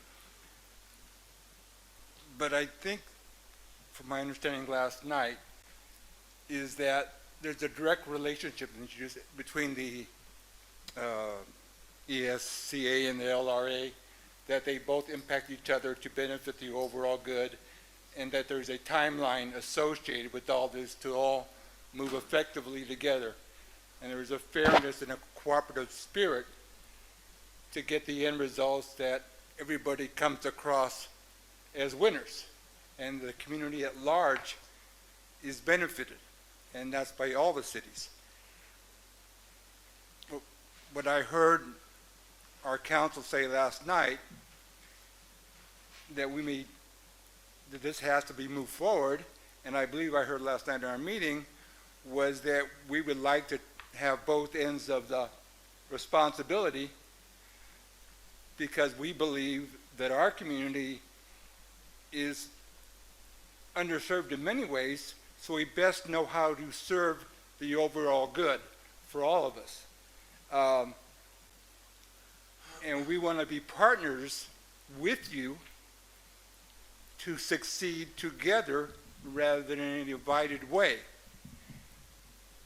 And Mr. Wizard is far more spoken and more on top of the program than I am, but and I have some other things I'll talk about later on, maybe, if we're allowed, but I think maybe that can be considered as well. I mean, to give somebody a half a loaf of bread rather than the whole loaf is something that we want to do, but let's play together and work together to achieve the best results in a way. And Seaside, I think, is the not most capable, is willing to take that role on possibly, and we'll make you winners. And we have a leadership team that's willing to do that. Thank you, Madam Chair. And just before I get started, I just wanted to ask Barry and George if they could just let me know whether or not it's correct to say that as FORA's retained counsel, if I say something that's not true, that you would correct me because your client is FORA, and you would make sure that the client understands clearly, not silently stand by while I say something that maybe is not 90%, but not 100%. Very politely, of course. Sure. So feel free to jump in if I start to veer. Yeah, I appreciate that, Barry. Thank you. I think Dave said it most succinctly. Mayor Pro Tem Pacheco said it most succinctly that the EDC and the LRA and the ESCA agreement are hand in glove in that just kind of topically, what is the virtue of being the Army's subcontractor to clean up all the munitions if we can't then transfer it to the underlying land use jurisdiction? If the LRA goes away because the EDC's expired and Seaside cleans up all the land with Army money and Army grants and Army funding, and then the Army, through the Secretary of Defense, is required to transfer that to the General Services Agency for an auction, what good does that do to any of us?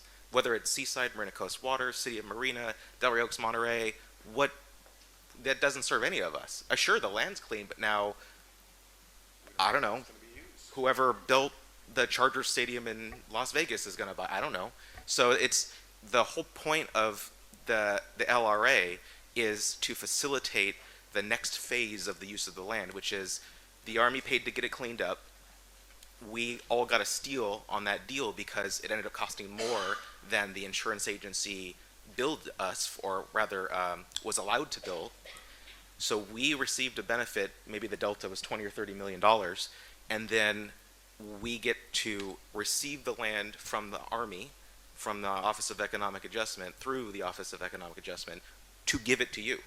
We don't get to keep it, we don't get to parcel it out, we don't get to subdivide it, we don't get to extract anything from it. We don't get fat.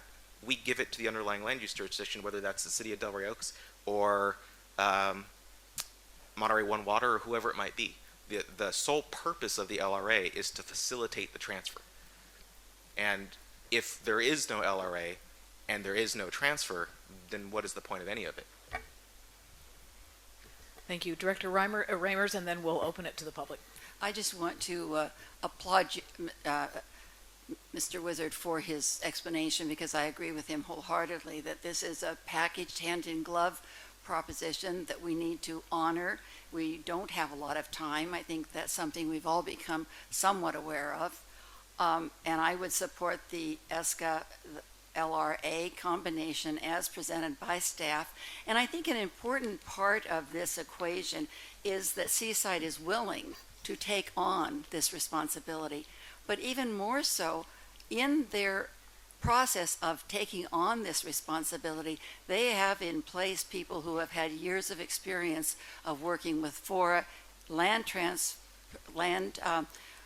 cleaning up, the whole process. So the experience of the individuals they have in-house now are the ones who have carried on a great deal of the work in the past and know exactly what needs to go on in the future. And I think we can trust their judgment and we can trust their professionalism, and I'm very much in favor of moving this forward as staff has recommended. Thank you. I am going to open it up to the public, and then we'll come back to the discussion at the board level. So any members of the public wishing to weigh in on all of this? Make this taller. Hello, Craig Malin, Seaside City Manager, my third FORA meeting in the last 2 days. Yesterday was my 4-year anniversary working for the great city of Seaside, and as I arrived, I was told that Seaside's going to get this wonderful property within the year. And then a year went by, within the year. A year went by, within the year. And I appreciate all the fine federal employees doing their best for this great nation. I appreciate everyone who's contributed to the quality of life in this region that I now get to enjoy. But here we are. FORA is going away on June 30th. And I'm still told sometime this year Seaside will get that land that it's been promised decades ago. And some of you are in the same boat, still needing some documentation, some things to be signed, some I's to be dotted, some T's to be crossed. And Seaside, FORA is going away on June 30th. So Seaside stepped up and said, we'll take on ESCA. We know we're kind of a scrappy, plucky city, and if there's a challenge, we'll take it on and we'll do a great job with it. We'll take it on. Nobody else raised their hand on taking on ESCA.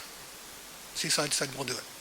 We already went through the interview process, picked the two best people around in order to stay on the lower, in order to take on that work when we hopefully take on that work. We went to D.C., talked to the nice people at the Department of Defense, the Department of the Army, and in that discussion, they said, well, you got this challenge of the LRA is going away, and if the LRA goes away, the EDC goes away. We'll help the region with that too, is what we said. And we drafted the documents and went through, I think, 17 drafts, I don't know, to make it into your packet. And we had our nice discussion yesterday. The idea that Seaside will take on ESCA and do all the work for the region on ESCA while only hoping that this property gets transferred to the city of Seaside and you all by the end of June 30th is kind of silly. That Seaside would take on all that work and maybe not get the land that we've been promised, that my community been promised for decades. It's kind of silly to think that we would do that. So I would ask that you take a vote on the Seaside stepping up to the plate to do ESCA, Seaside stepping up to the plate to take on the LRA role to protect all of your interests and equitably share any benefit we may get in the future, which is what the EDC says.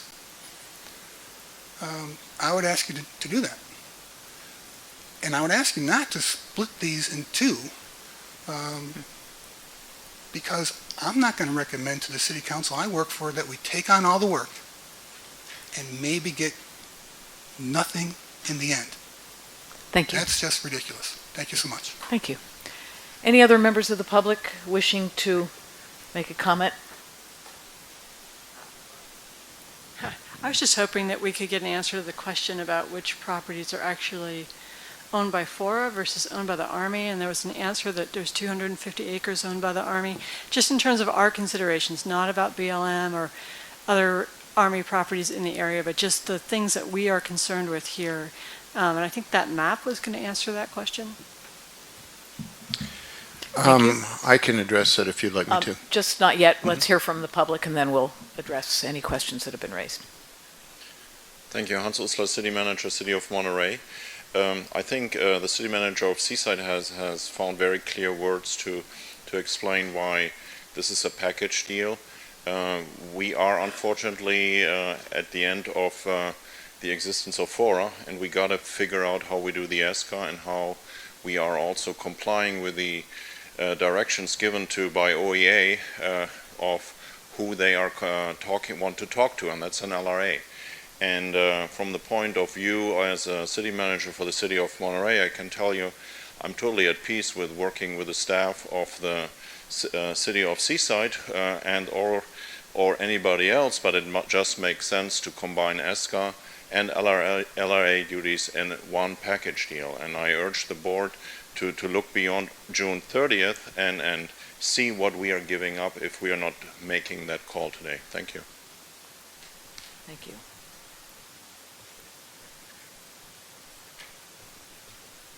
Any other members of the public wishing to address us? All right, I'll bring it back to this board, and then yes, Mr. Cook, would you speak to the specific question that was raised? Yes, I'd like to begin with this map, and then I'll go to that nice colored sheet that you saw, and then come back to the map. If you look at this, this is the boundary of Fort Ord. This is Laguna Seca down in here. Del Rey Oaks, City of Sand City's over here, Seaside's here. Those are the golf courses. That's the landfill. This is East Garrison. The ESCA properties are the green ones and the red ones together. Okay, the light green and the reddish pinkish ones here together. The light green properties have transferred already. This is transferred to the county, pretty much. This is transferred to the combination of the Veterans Cemetery and to MPC, and this is to also the county. What remains of the ESCA properties, this is CSUMB properties, this is county property here, this is the Laguna Seca parking lots, this is Del Rey Oaks Parks District, also the road down here, South Boundary Road, and City of Monterey property. These are the City of Seaside properties, future MPC property in here. And then we go up here, this is more county property. That is property that's been cleaned up by the ESCA.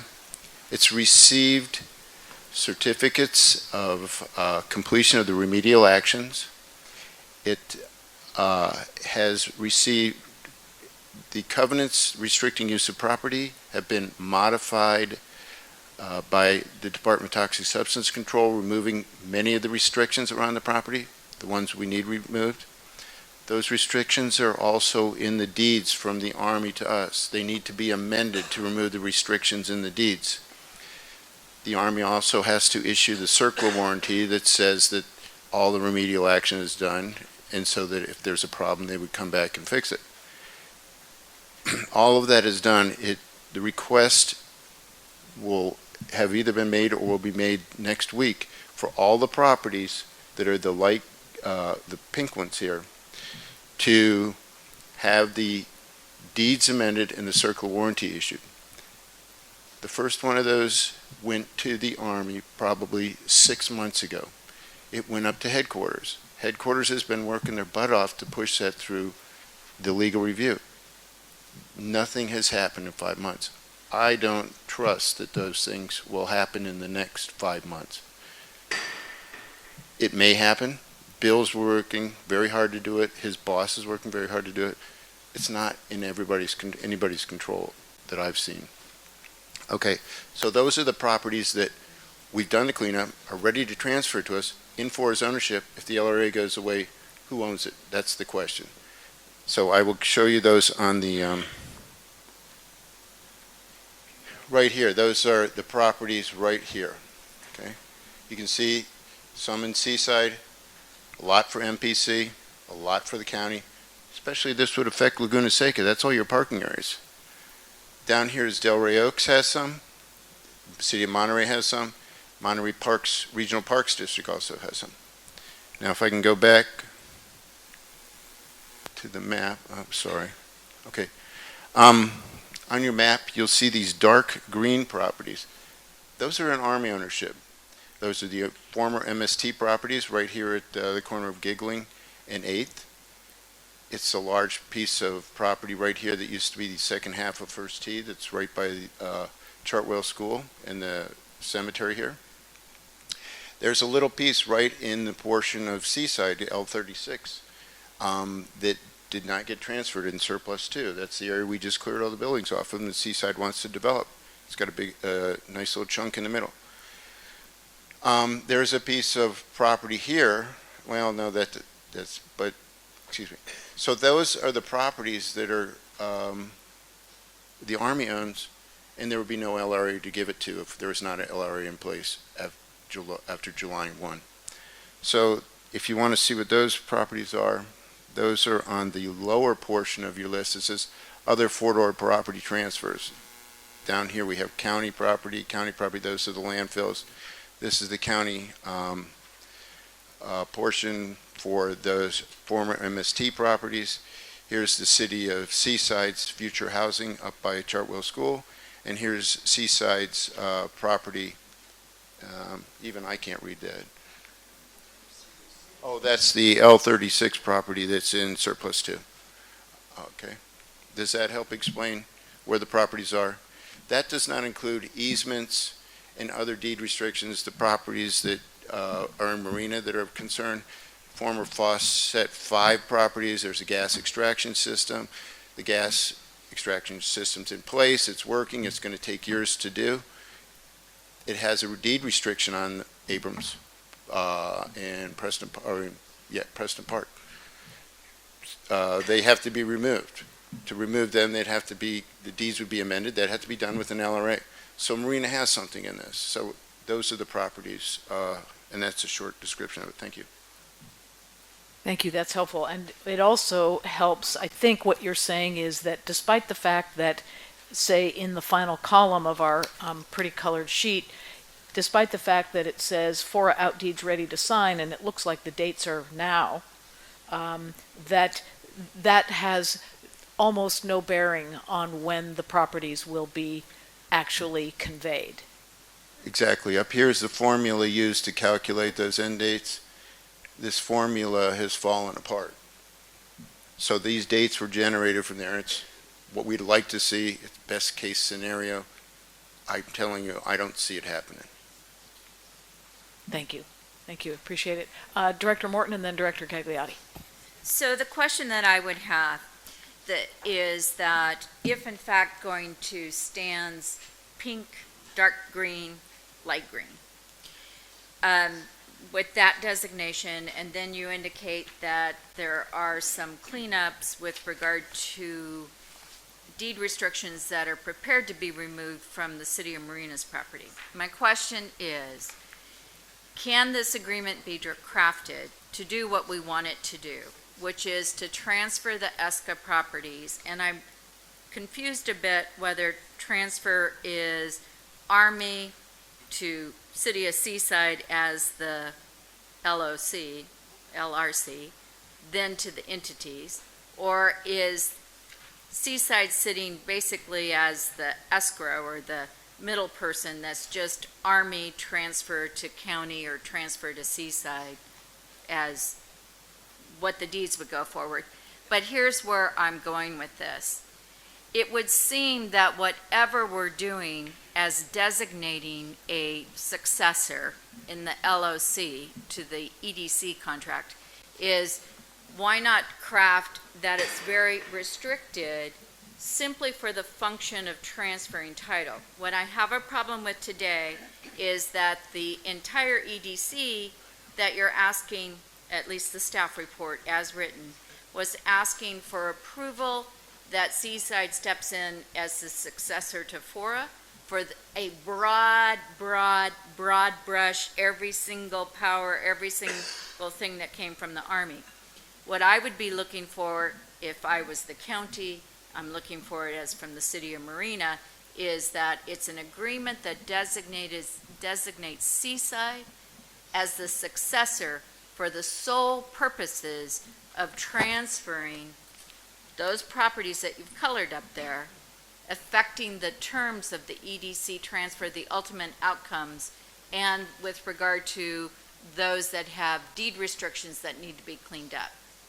And that's not in any of this 4 pieces of paper passed out or what was given to us last week. Can we get there?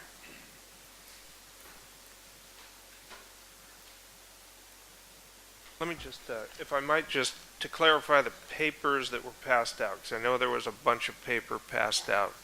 Okay, so there are 4 pieces of, there should be 4 pieces of paper. One would be a clean version of an ESCA only agreement.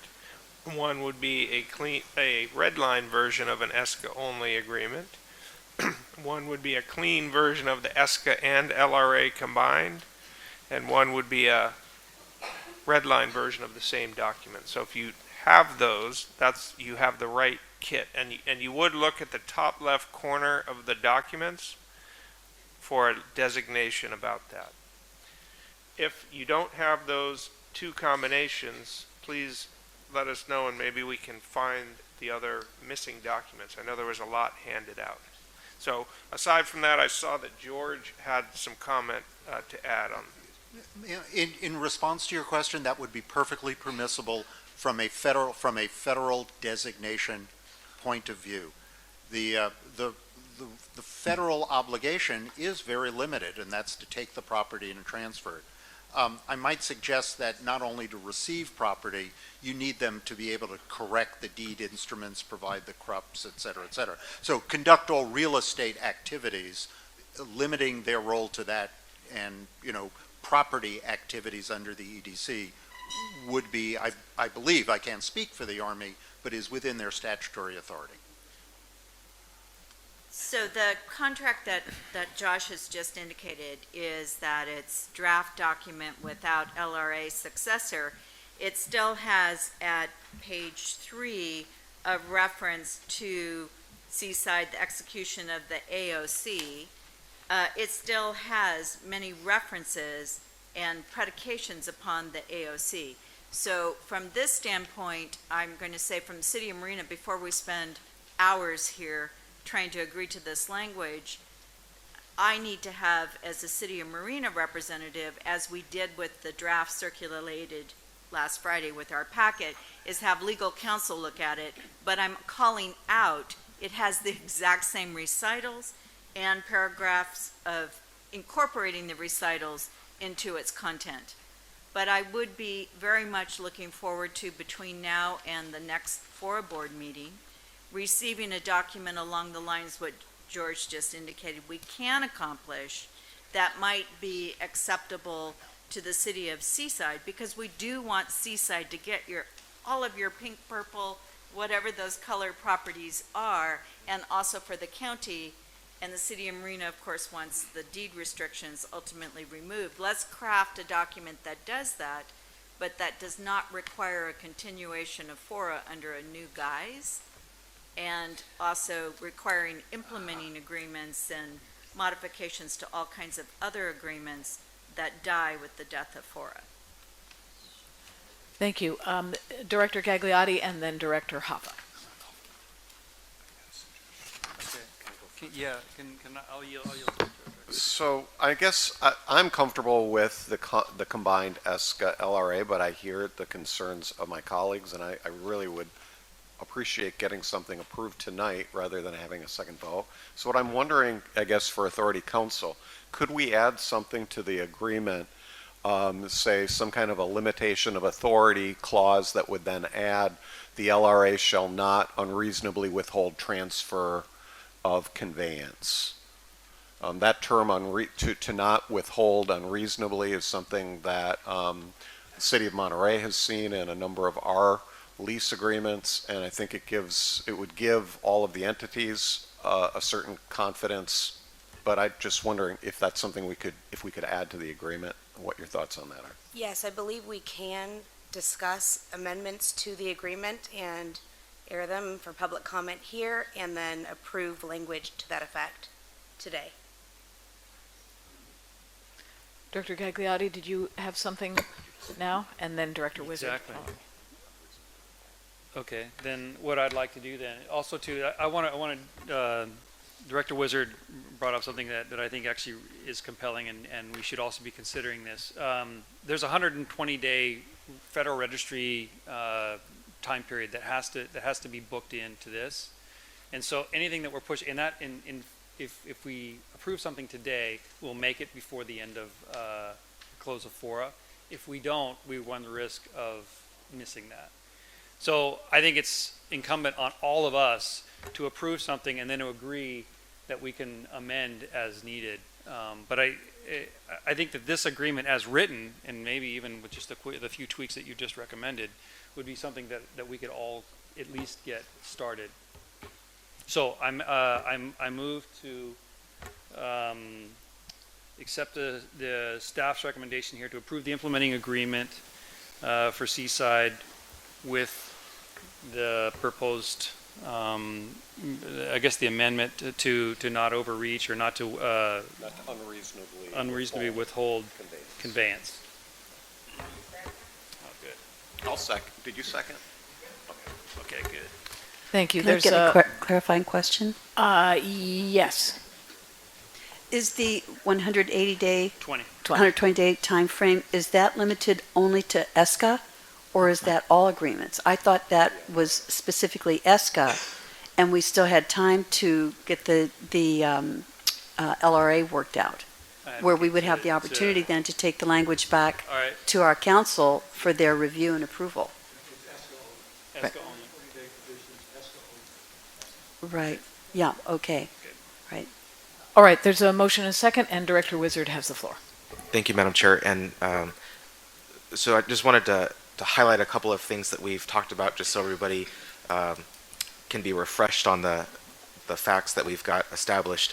The City of Seaside, I don't know to what level the agreement exists, but we are pursuing hiring the ESCA team here from FORA to complete that work, which was one of the conditions of the agreement with the Army, was that we have competent and knowledgeable people who can do that job, because you wouldn't hire a contractor who wasn't licensed, just like the Army's not going to hire a contractor that is incompetent.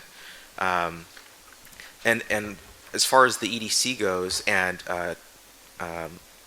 Director Hoffa's comments, we absolutely are comfortable with and believe in a belt and suspenders approach, because we have land that's going to transfer to us, but so does Monterey, and so does Delray Oaks, and so does the county. And if something goes sideways with one of them, it's gone sideways with us too, and the inverse is true.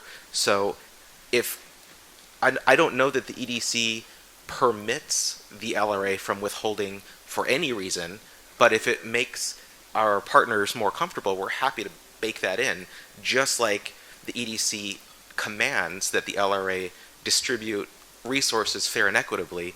We are more than happy to bake that into the implementing agreements and another clause in this document, because we want everyone to be comfortable. We do not benefit any more than anyone else. It's just a matter of being a trustee and stewarding the resource from the federal government to the underlying land use jurisdiction. That's it. So whether it's Director Hoffa's comments, an additional clause about fair and equitable, we're happy to move this.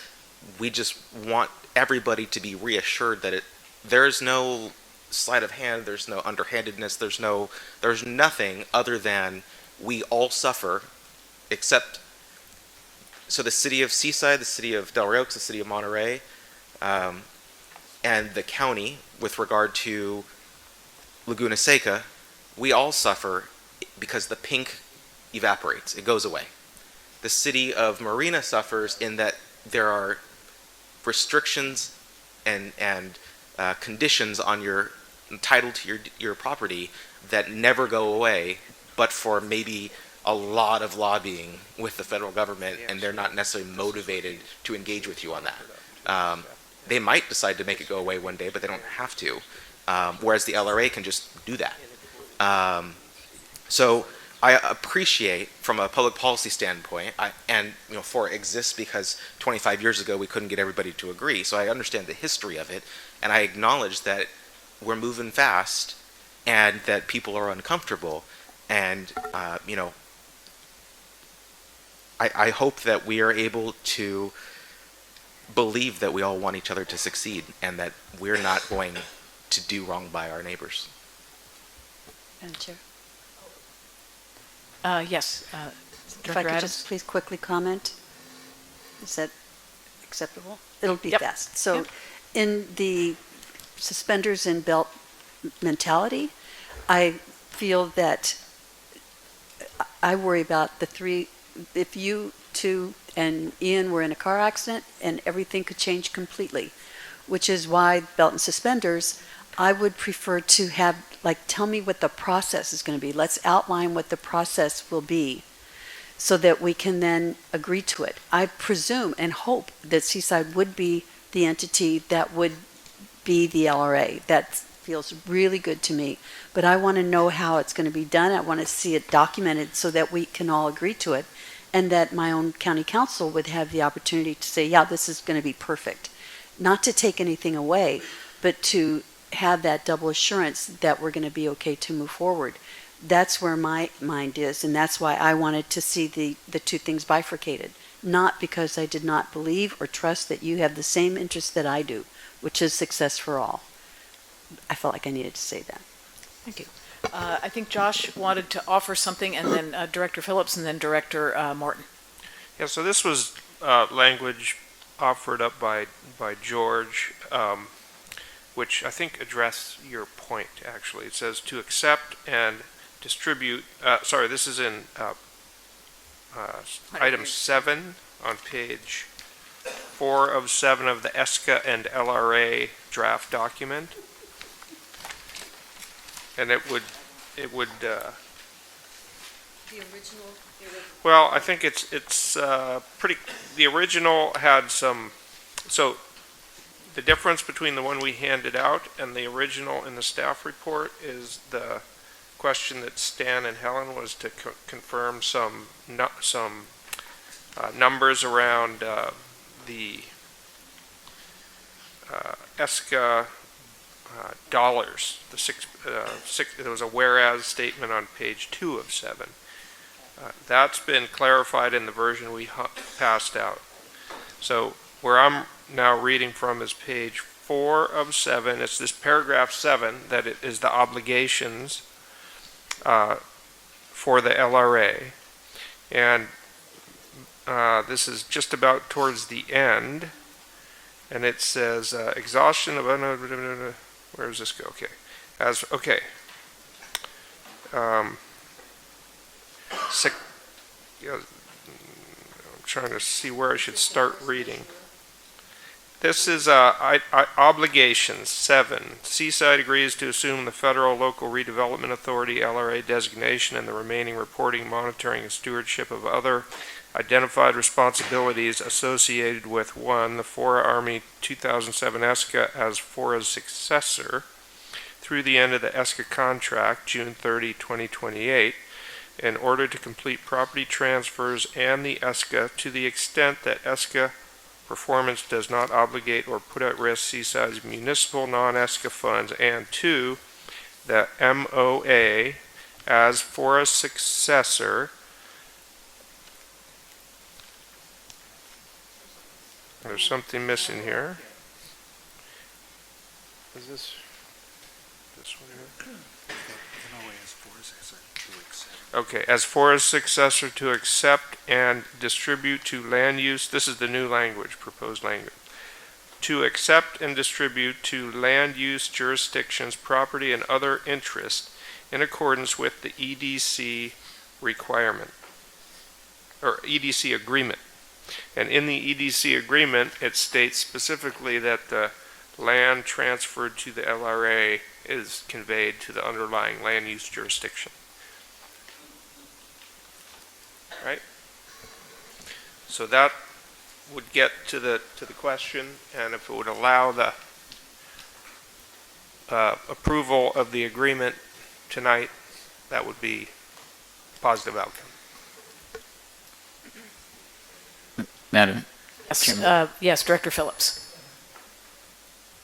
I'm in agreement that I think both functions ought to be with the same entity. I think that makes sense. The problem that I have from a county standpoint is the county, after meetings yesterday, said, look, on this LRA thing, we have some issues. We want to look at it a little further. And as we see here, we're talking and we're trying to draft on the fly, and it's too important of a thing to do. I certainly support something that says we support ESCA going forward with Seaside. We trust Seaside, and we put the other function with them, in theory, subject to us sitting down and working on the language to make sure the county and Marina and the other jurisdictions feel comfortable with the language. But in theory, I'm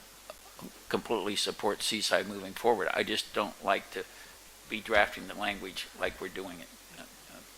Thank you. Is Director Morton? So I'd like to make a substitute motion that we move forward with the empowering of the ESCA transferring for Seaside to be the successor in FORA's stead with regard to ESCA. I now said it the way he said it, ESCA. And also with regard to any remaining transfers that they would step into the place of FORA as the successor to accept, distribute, transfer title to deeds and amendments that are not accomplished prior to June 30th, 2020. That's my motion, if I can have a second. And that, I'll second, but I have a question. What does that address as far as the LRA portion? It has to do with the transfer of real property. So it's 122 pages to try to craft what you're trying to do today on the fly would not sit well for the city of Marina. We do have hired counsel.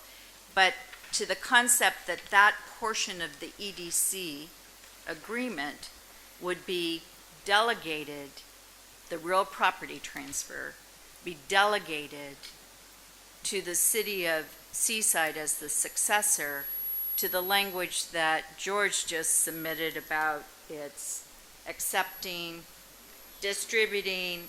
I wrote down all your verbs here.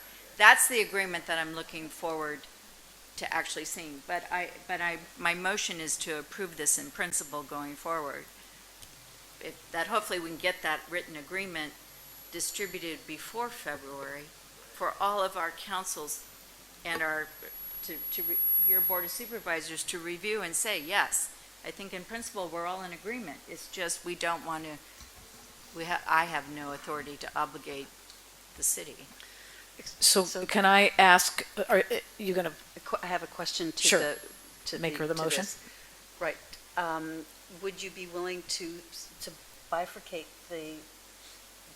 would you be willing to have an additional motion that just allows FORA to go ahead as ESCA, as the ESCA? For Seaside to go forward For as Seaside ESCA? to go forward, sorry, yeah. Yes, Yeah, but so that we as- can get that done on the book so that we make the time frame. So my understanding is that Seaside is unwilling to take that without the secondary. And we're not willing to vote yes on the proposed documents that have been distributed today. Trying to read 15 pages, plus listen to everybody's comments is unfair. So this is language that we have that essentially does that. If Seaside is willing, ask Seaside. Okay, so, but I would have to do either a substitute motion or an amendment, a friendly amendment. So I'm asking for the discussion first.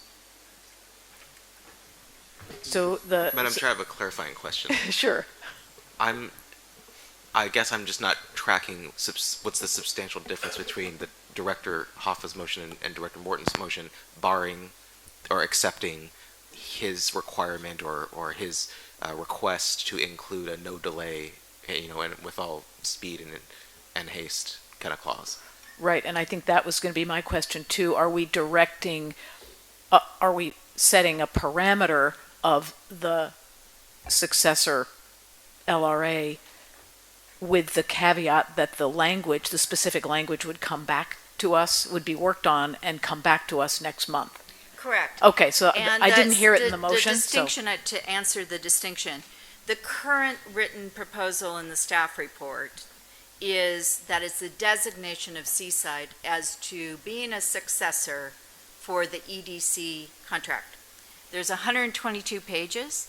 That 122 pages is far broader scope and terms and continuance of powers than I am willing to say from the city of Marina goes forward. What I'm asking for is a clarification. What we're trying to accomplish is the transfer of the pink and the purple properties and the green properties and the removal of deed restrictions. There is a paragraph, I think it's paragraph 4, I could be wrong, Article 4, that deals with the transfer of real estate and the inherent additional things that are related to real estate, that we take that portion of the EDC contract and we designate Seaside as the successor for the accomplishment of that. So many of the other articles in that EDC are done or are not relevant, or we're not willing, as a city, I don't suspect, to say, Seaside, you get to be the new decider and determiner.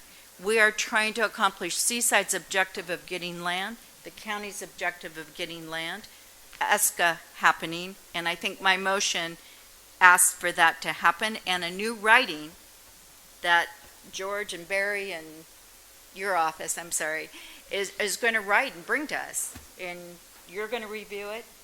Your city attorney, or county attorney, my city attorney, Seaside's going to say yes, no. Hopefully, so that's the goal. Director Wizard, and then Director Gunter, and then Director Hoffa. Thank you, Madam Chair. For a special counsel, is what Director Morton is moving, I guess I'm curious to know, earlier in the presentation from the special counsel, there was talk about how the EDC agreement between FORA and the Army required only one or two things from the Army, and the rest were local obligations that was part of the establishing government code, health and safety code for FORA. And so those things are separate, because when FORA goes away, the state laws that attach to FORA for consistency determinations and the business that we have here, those get repealed, and the federal regulations about the conveyance of land, those remain from the local redevelopment authority perspective. Is what Director Morton, is her motion essentially identical to the federal EDC requirements? And is it, for the purposes of our motion and the board's action, is it better practice to blacklist and say we will only do this, or to exclude these activities, or whitelist and say this is the threshold, this is the ceiling of what we will accept? Is it better to say we will do what the federal government requires because that's a federal obligation, or is it better to say we will only do this article or this clause of this agreement because nothing else matters, and then, oh wait, maybe that one we should have included after the fact?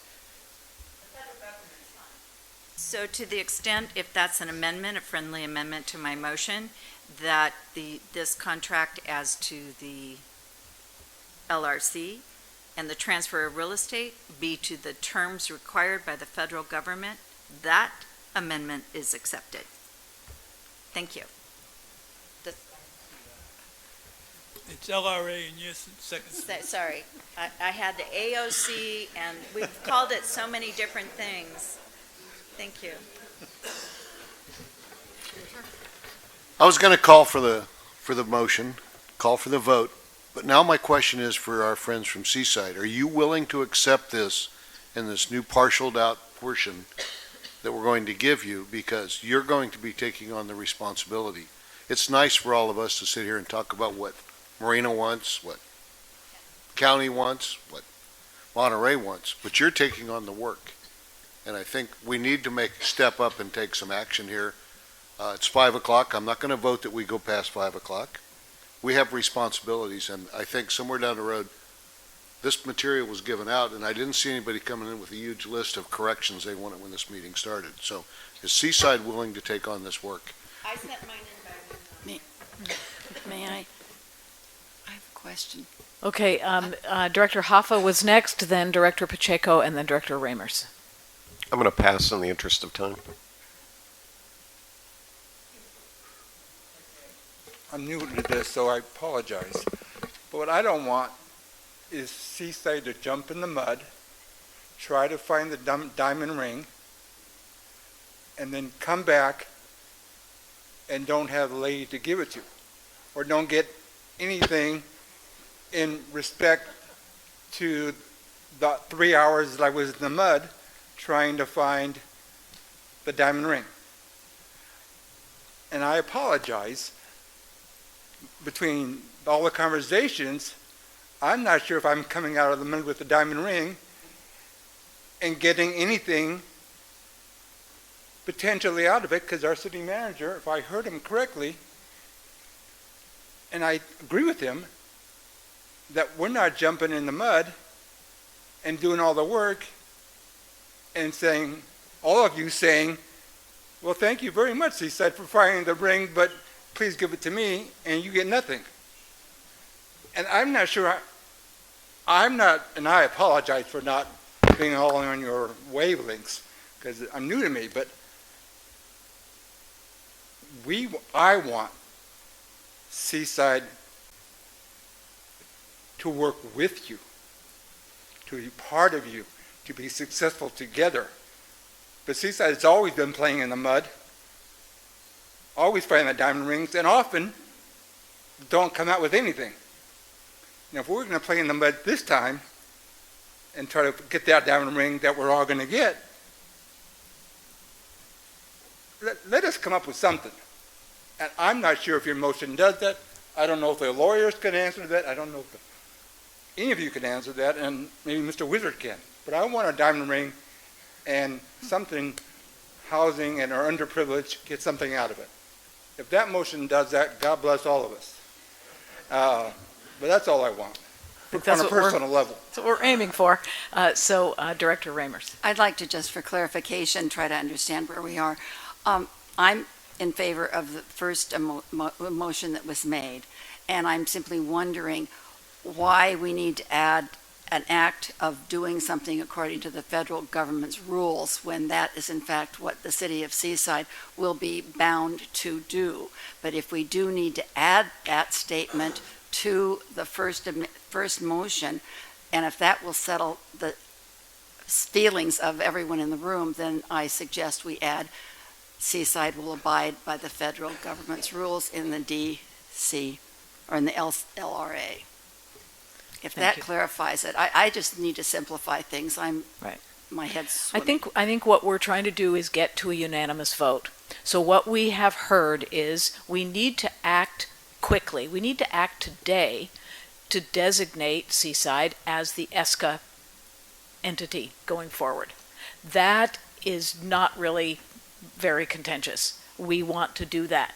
The difficulty has come with this whole LRA, EDC, AOC. So what we're trying to do is, and what Seaside has said is, we want ESCA and we want to be indicated as the successor, as the LRA at the same time. We don't want to do ESCA today and the promise of LRA tomorrow.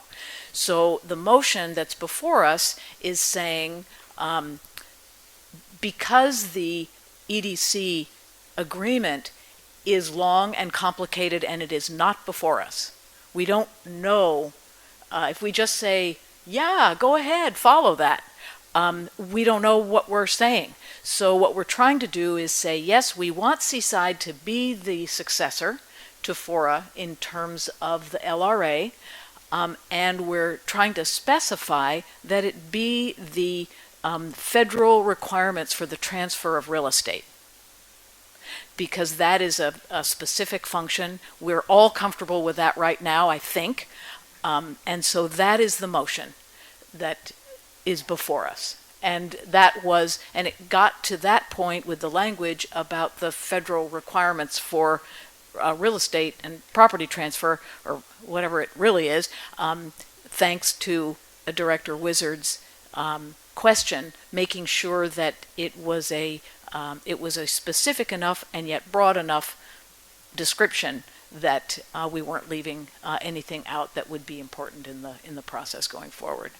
So I hope that's helpful and accurate enough to help us go forward. One more question. Just for a clarification, maybe for Mr. Collins, our legal counsel. So if we move forward with the motion as proposed, does that empower Seaside to do exactly what we want them to do and what they want to do, which is to actually facilitate the transfer of the lands?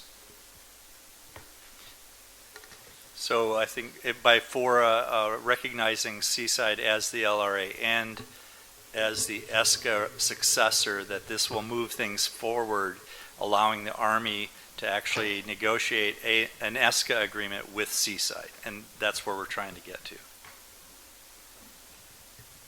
Great. And Director Ramers, did you have a question? That the first motion made by Mr. Hoffa would be the one that would be the simplified one that would fill what I believe the BRAC representative is saying, and that the other one would be too complicated. Are we ready to vote? We have a motion on the table. We can try to restate the motion, which is that we designate Seaside as the, as the Environmental Services Cooperative Agreement. Well, I don't know. I'm going to get the language wrong. I think if we have an attorney who can say this, because I think we want to go forward with the ESCA. We want to go forward with the LRA, and the LRA successor in its with the functions being the federal requirements related to the real estate transactions.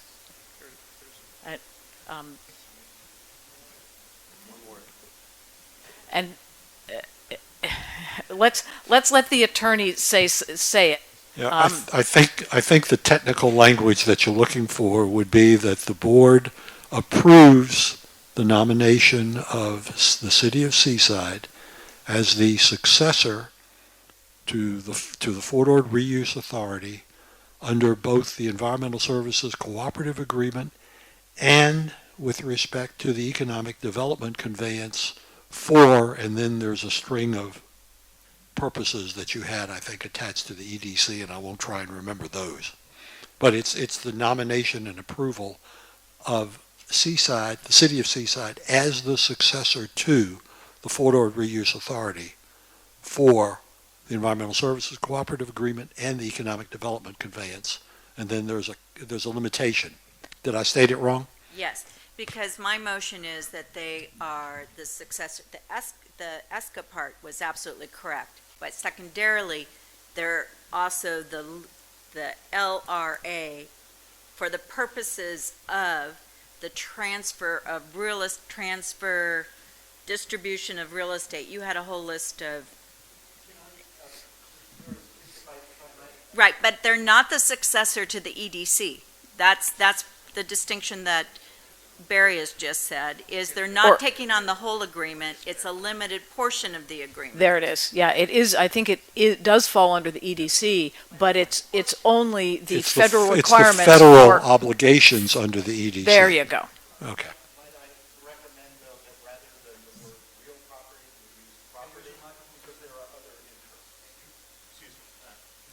I would federal again, property obligations? Well, for example, if there is future water rights that are available, those are rights that presumably the community would want.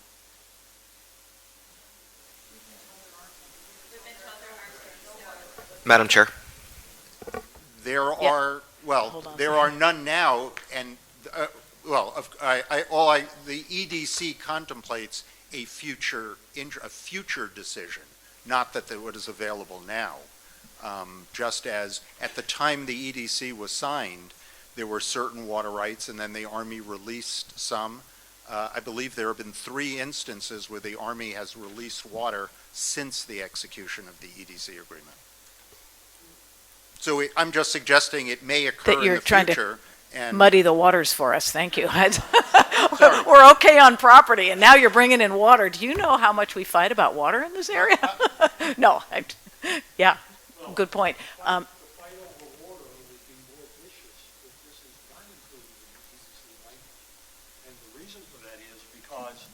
You have no rights. If it's not under the EDC, you would have no rights in that regard. You want me to go out and auction it for $5 million an acre foot. I mean, the point is, it puts the LRA successor, the EDC successor, in the catbird seat in terms of controlling what may come available in terms of water. I think if you give that up at this point in time, it's gone. The Army can do what it wants with it, and I don't think that serves the community well.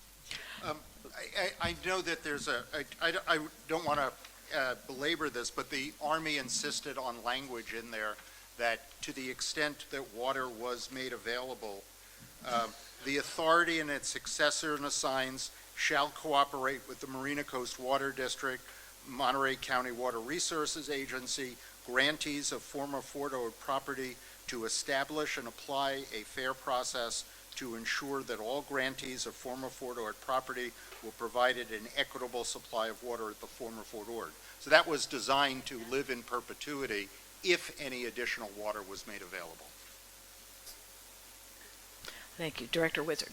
Thank you, Madam Chair. So doomsday scenario. I appreciate that military folks and those federal employees connected to the military, this is like saying Beetlejuice, so just bear with me. And if for some reason the Army decides to move DLI and the Presidio to San Benito County, I understand the logistics of that. It's not going to happen. But if they just picked it up and moved it, and they abandoned their current water allocation here, that water goes to the LRA to be fairly and equitably distributed throughout the former Fort Ord footprint, with the condition that that includes Marina Coast Water District and Monterey County Water Resources Agency, so on and so forth. If I don't know what is in the Article 4, whatever it might be, so I can't support something that does not include all property. If it's only real property, then we potentially give away up to 1,700 acre-feet of water sometime in the future that would be fairly and equitably distributed to all of us. It's not, we don't get to keep all of it. We can't keep all of it. The federal government would sue us into oblivion. We have to distribute it fairly and equitably. But if we can't be the recipient of that property, nobody gets a drop. So the question for Mr. Schlossberg is then, so what Director Wizard just said was he doesn't want to be limited to real property. We already took real out. We just have federal property obligations. But you're suggesting that in order to include water, we should say water and not assume that it's included in property?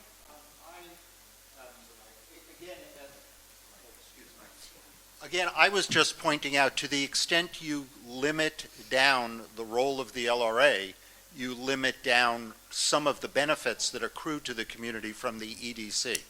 So if you did, I would say, I think the language I provided was that, you could have real property and other interests. You could describe it any way you want to provide that those goodness things that might come to the community can flow through the EDC agreement, and you don't just shut them off. Thank you. Madam Chair, can we have the question and vote on the substitute amendment and the next motion? I think we're very close. Anything else that needs to be said before we vote? Yes, Director Morton. So the objection about water, here's the distinction of why I am looking at property as being real estate, is that it's very defined and it's already determined. Stan stood up there and said, this is Seaside, this is the county, everybody knows where that goes. So if the LRA is willing to say you're going to be the intermediary for any return of water to go to Marina Coast Water District, as did everything else under FORA, then that would be acceptable. But when you're not having, the difference is, I'm not vying for the purple piece of property, and I don't want to set this up that it's vying for this outside of the structure that MCWD is the water purveyor. So that's the question that I would have before adding water in the concept of property. So one of the assumptions, I think, in this motion is that the language defining this, we're making a general statement here about federal property obligations, but the language itself and maybe a redlined EDC agreement would come to us next month that would be this is what we approve. Possibly this question of water could be in that language, and we could decide whether we wanted it in or out, or because there will be some crafting of language. Would that be something that you'd be amenable to, or do you want to keep it? I see your point that this is known. Everybody knows what we're contracting for here, and water is ambiguous. I will point out the Veterans Transition Center had a housing project that got approved in the city of Marina. Marina had no water to give. They had not enough water. It's low-income housing, affordable housing. They negotiated with the Army and were able to get a transfer of a limited scope of water. There is nothing in the future, if the Army is going to pick up its establishment and move it, that anybody, including MCWD, is not in a position to go and enter into new contracts. This contract is not the end-all, and this is not, doesn't prevent that happening in the future. As these contingencies happen, it goes through a new BRAC process. It's all over again. So I can't see this agreement planning for all contingencies. Okay, thank you. Director Pacheco. If I heard Councilman Wizard correctly, and I agree with him, that Seaside is not supportive of that concept. But they are supportive of Mr. Hoffa's concept and the young lady over there. And forgive me for my misunderstanding, but if Seaside's being the ones getting their hands dirty, you would think that you would want Seaside to be supportive. In my common sense approach, or lack thereof. So that's my concern. If we're not supportive, and I know it's the whole body that votes, but once they're getting their hands dirty, you would think that you would want them to play with you. But maybe that's a wrong perspective. Okay. So the question has been called for, but I see that Director Gagliotti and Director Adams were moving towards the microphone. So, and we want to be sure we've. I was just going to. I would like to call for the vote, just as Director Raymer. Okay. Are you all right with that? It's burning? Okay. So the motion before us is that to approve the nomination of Seaside as the successor to FORA for ESCA and for the Economic Development Conveyance Agreement as it relates to the federal property obligations solely, and that the language for that EDC stuff would come back next month so we could actually see what it says. All right. So is that that's the second amendment? That's the motion. The second motion, and then the first motion is Mr. Hoffa's that we'll hear next. Is that the motion correct? before us is the one I just said. Yes. And that was on this side of the table, and the other is, I'm just trying to clarify. Right. Thank you. Right. Okay, and we probably should have a roll call vote. Thank you. Director Parker? Aye. Director Gunter? Yes. Director O'Connell? Aye. Director Morton? Yes. Director Adams? Yes. Director Phillips? Yes. Director Carbone? No. Director Reimers? No. Director Hoffa? No. Director Gagliotti? Director Wizard? Director Pacheco? Director Garfield? Yes.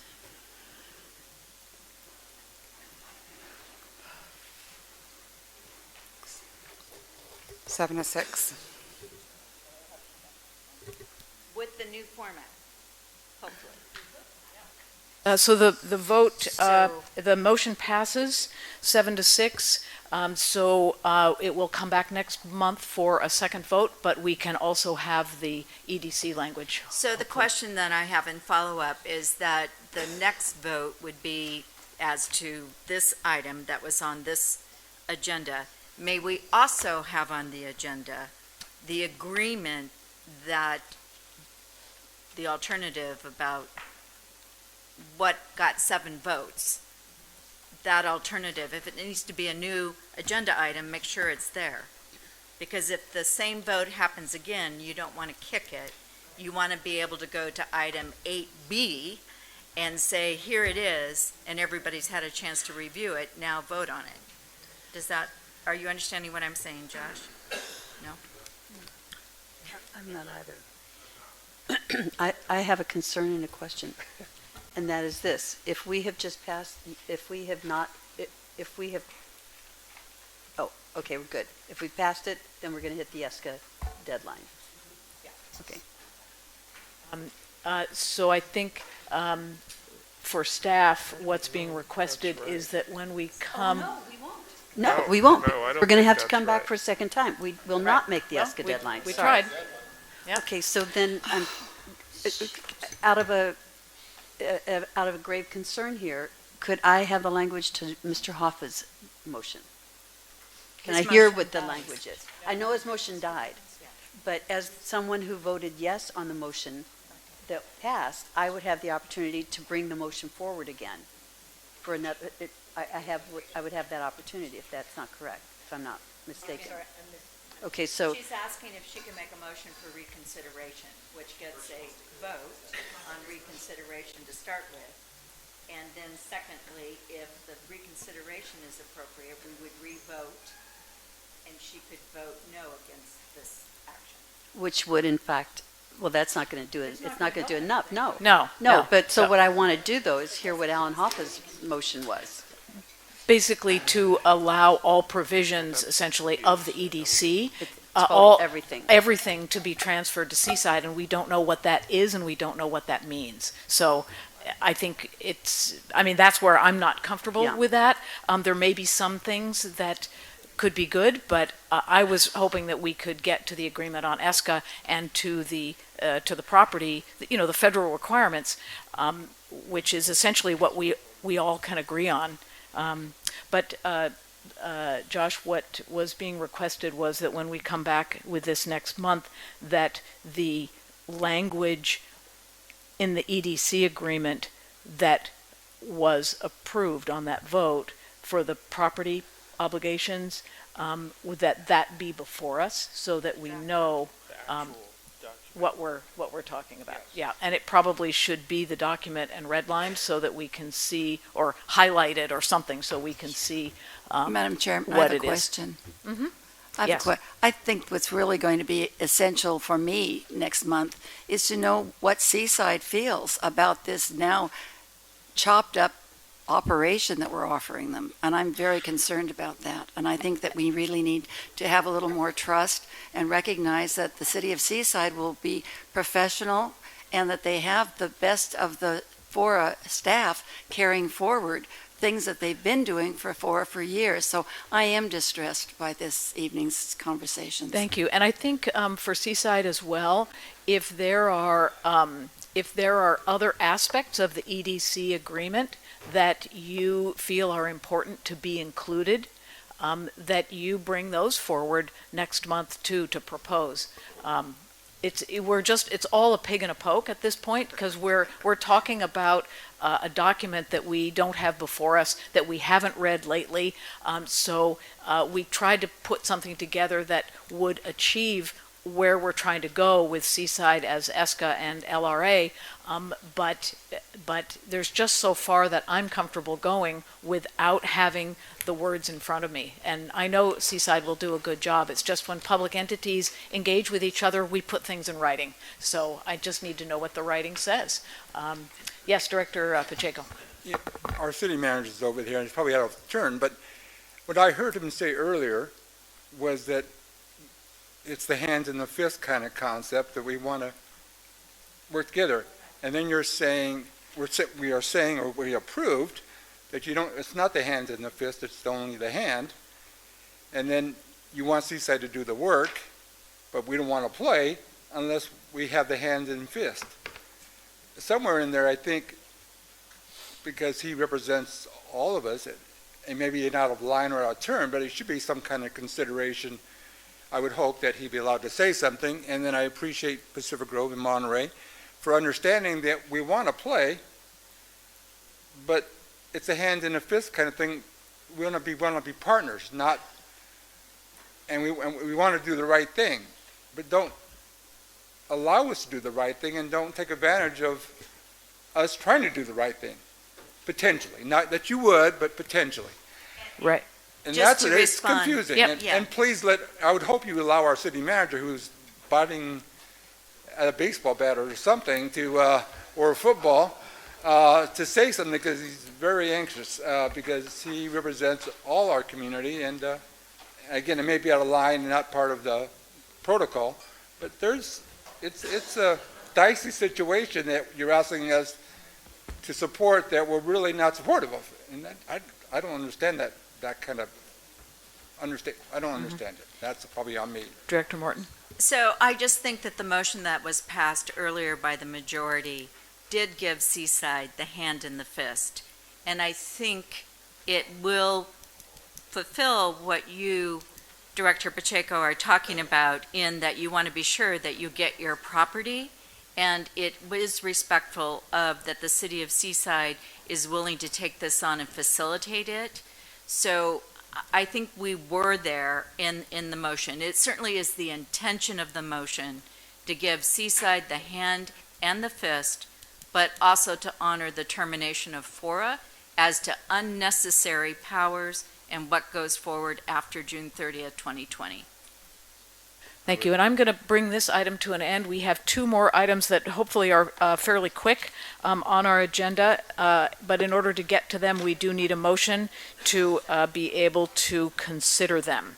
So I would entertain a motion to go past 5 o'clock to consider items 8, B, and C. And if you would like to hear from the public on items not on the agenda, I'd be So I would willing to- move that we continue the meeting for 5 minutes until 5:25. Okay, we've got a motion and a second. All those in favor of 5 minutes? Aye. Aye, okay, great, let's do it. So the next item is our nominating committee report, and I'll turn that over to our elections officer, Mr. Metz. So I think we've all read it. I'd like to make a motion that we accept the nominating committee's report and vote on instilling the officers listed on page 36 of the staff report. Second. Okay, good luck with that one, Heidi. There was a motion and a multitude of seconds. All those in favor, any You have to go to the discussion? public? Yep, any public comment? Okay, thank you. All those in favor, please say aye. Aye. Aye, any opposed? Thank you. And while we're on nominating, I will just say that there's the Finance Committee, and is there another committee? If the members of those committees want to change or someone wants to join them, please let me know. Otherwise, they will remain as they are. I'm good. Good. You don't have to do it now.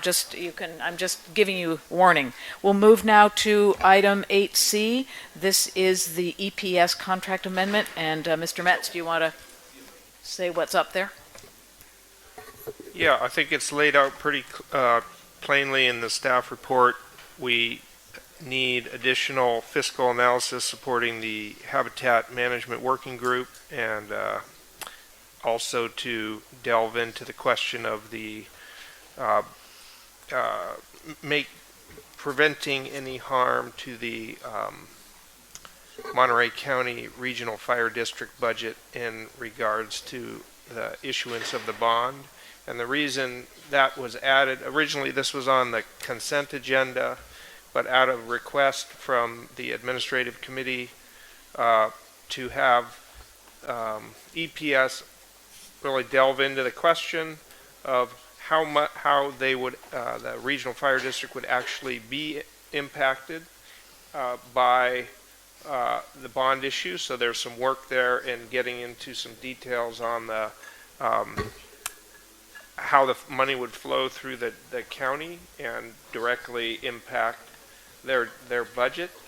And then coming out of that, a recommendation, if any, to the cities to how they might cover that gap. But there's a question as to will there be a gap? And so that's the scope of work is laid out in some plain language here, and that's what's being asked. Director Morton? Just quick question. I am in favor, and I think that Director Garfield is going to make the motion. But what I want to do is make sure that the scope for item 2 about the building removal and the fire department is that we are not relying on pre-existing projections of development, but that we are coordinating also, we're getting these numbers together in our Habitat Working Group, is that before they commence the work, we actually really get down to what we think is going to happen as far as development. On the Finance Committee, we had $70,000 or some huge amount of money for CFD fees coming forward based on projections of development, and those projections of development is where the tax revenues get lost or get, so please don't waste money. Let's get right numbers. So, Ms. Garfield, do you want to make your motion? Yeah, I have a slightly different issue, but I want to make sure we've got some wording that goes to some points we've talked about before on guarantees versus no harm versus what our goal is. So I'd like to make a motion that we approve the EPS contract amendments for additional habitat management fiscal analysis not to exceed $58,000 and additional building removal fiscal analysis requested by the Administrative Committee, in part to ensure adequate funding for MCRFD to fulfill their fire protection responsibilities, not to exceed $25,000. Second. There's a motion and a second. Let me see if the public has any comments on this. I don't see anyone moving except their heads to say no. Any discussion by this board? All those in favor of the motion, please say aye. Aye. Any opposed? Thank you. Passes unanimously. And that is it. Well done. 5 minutes. Oh, public comment. Yes, we still have a minute or two. Any public comment on items not on today's agenda? Seeing none, we are adjourned. Did you ask Jane? Oh, good.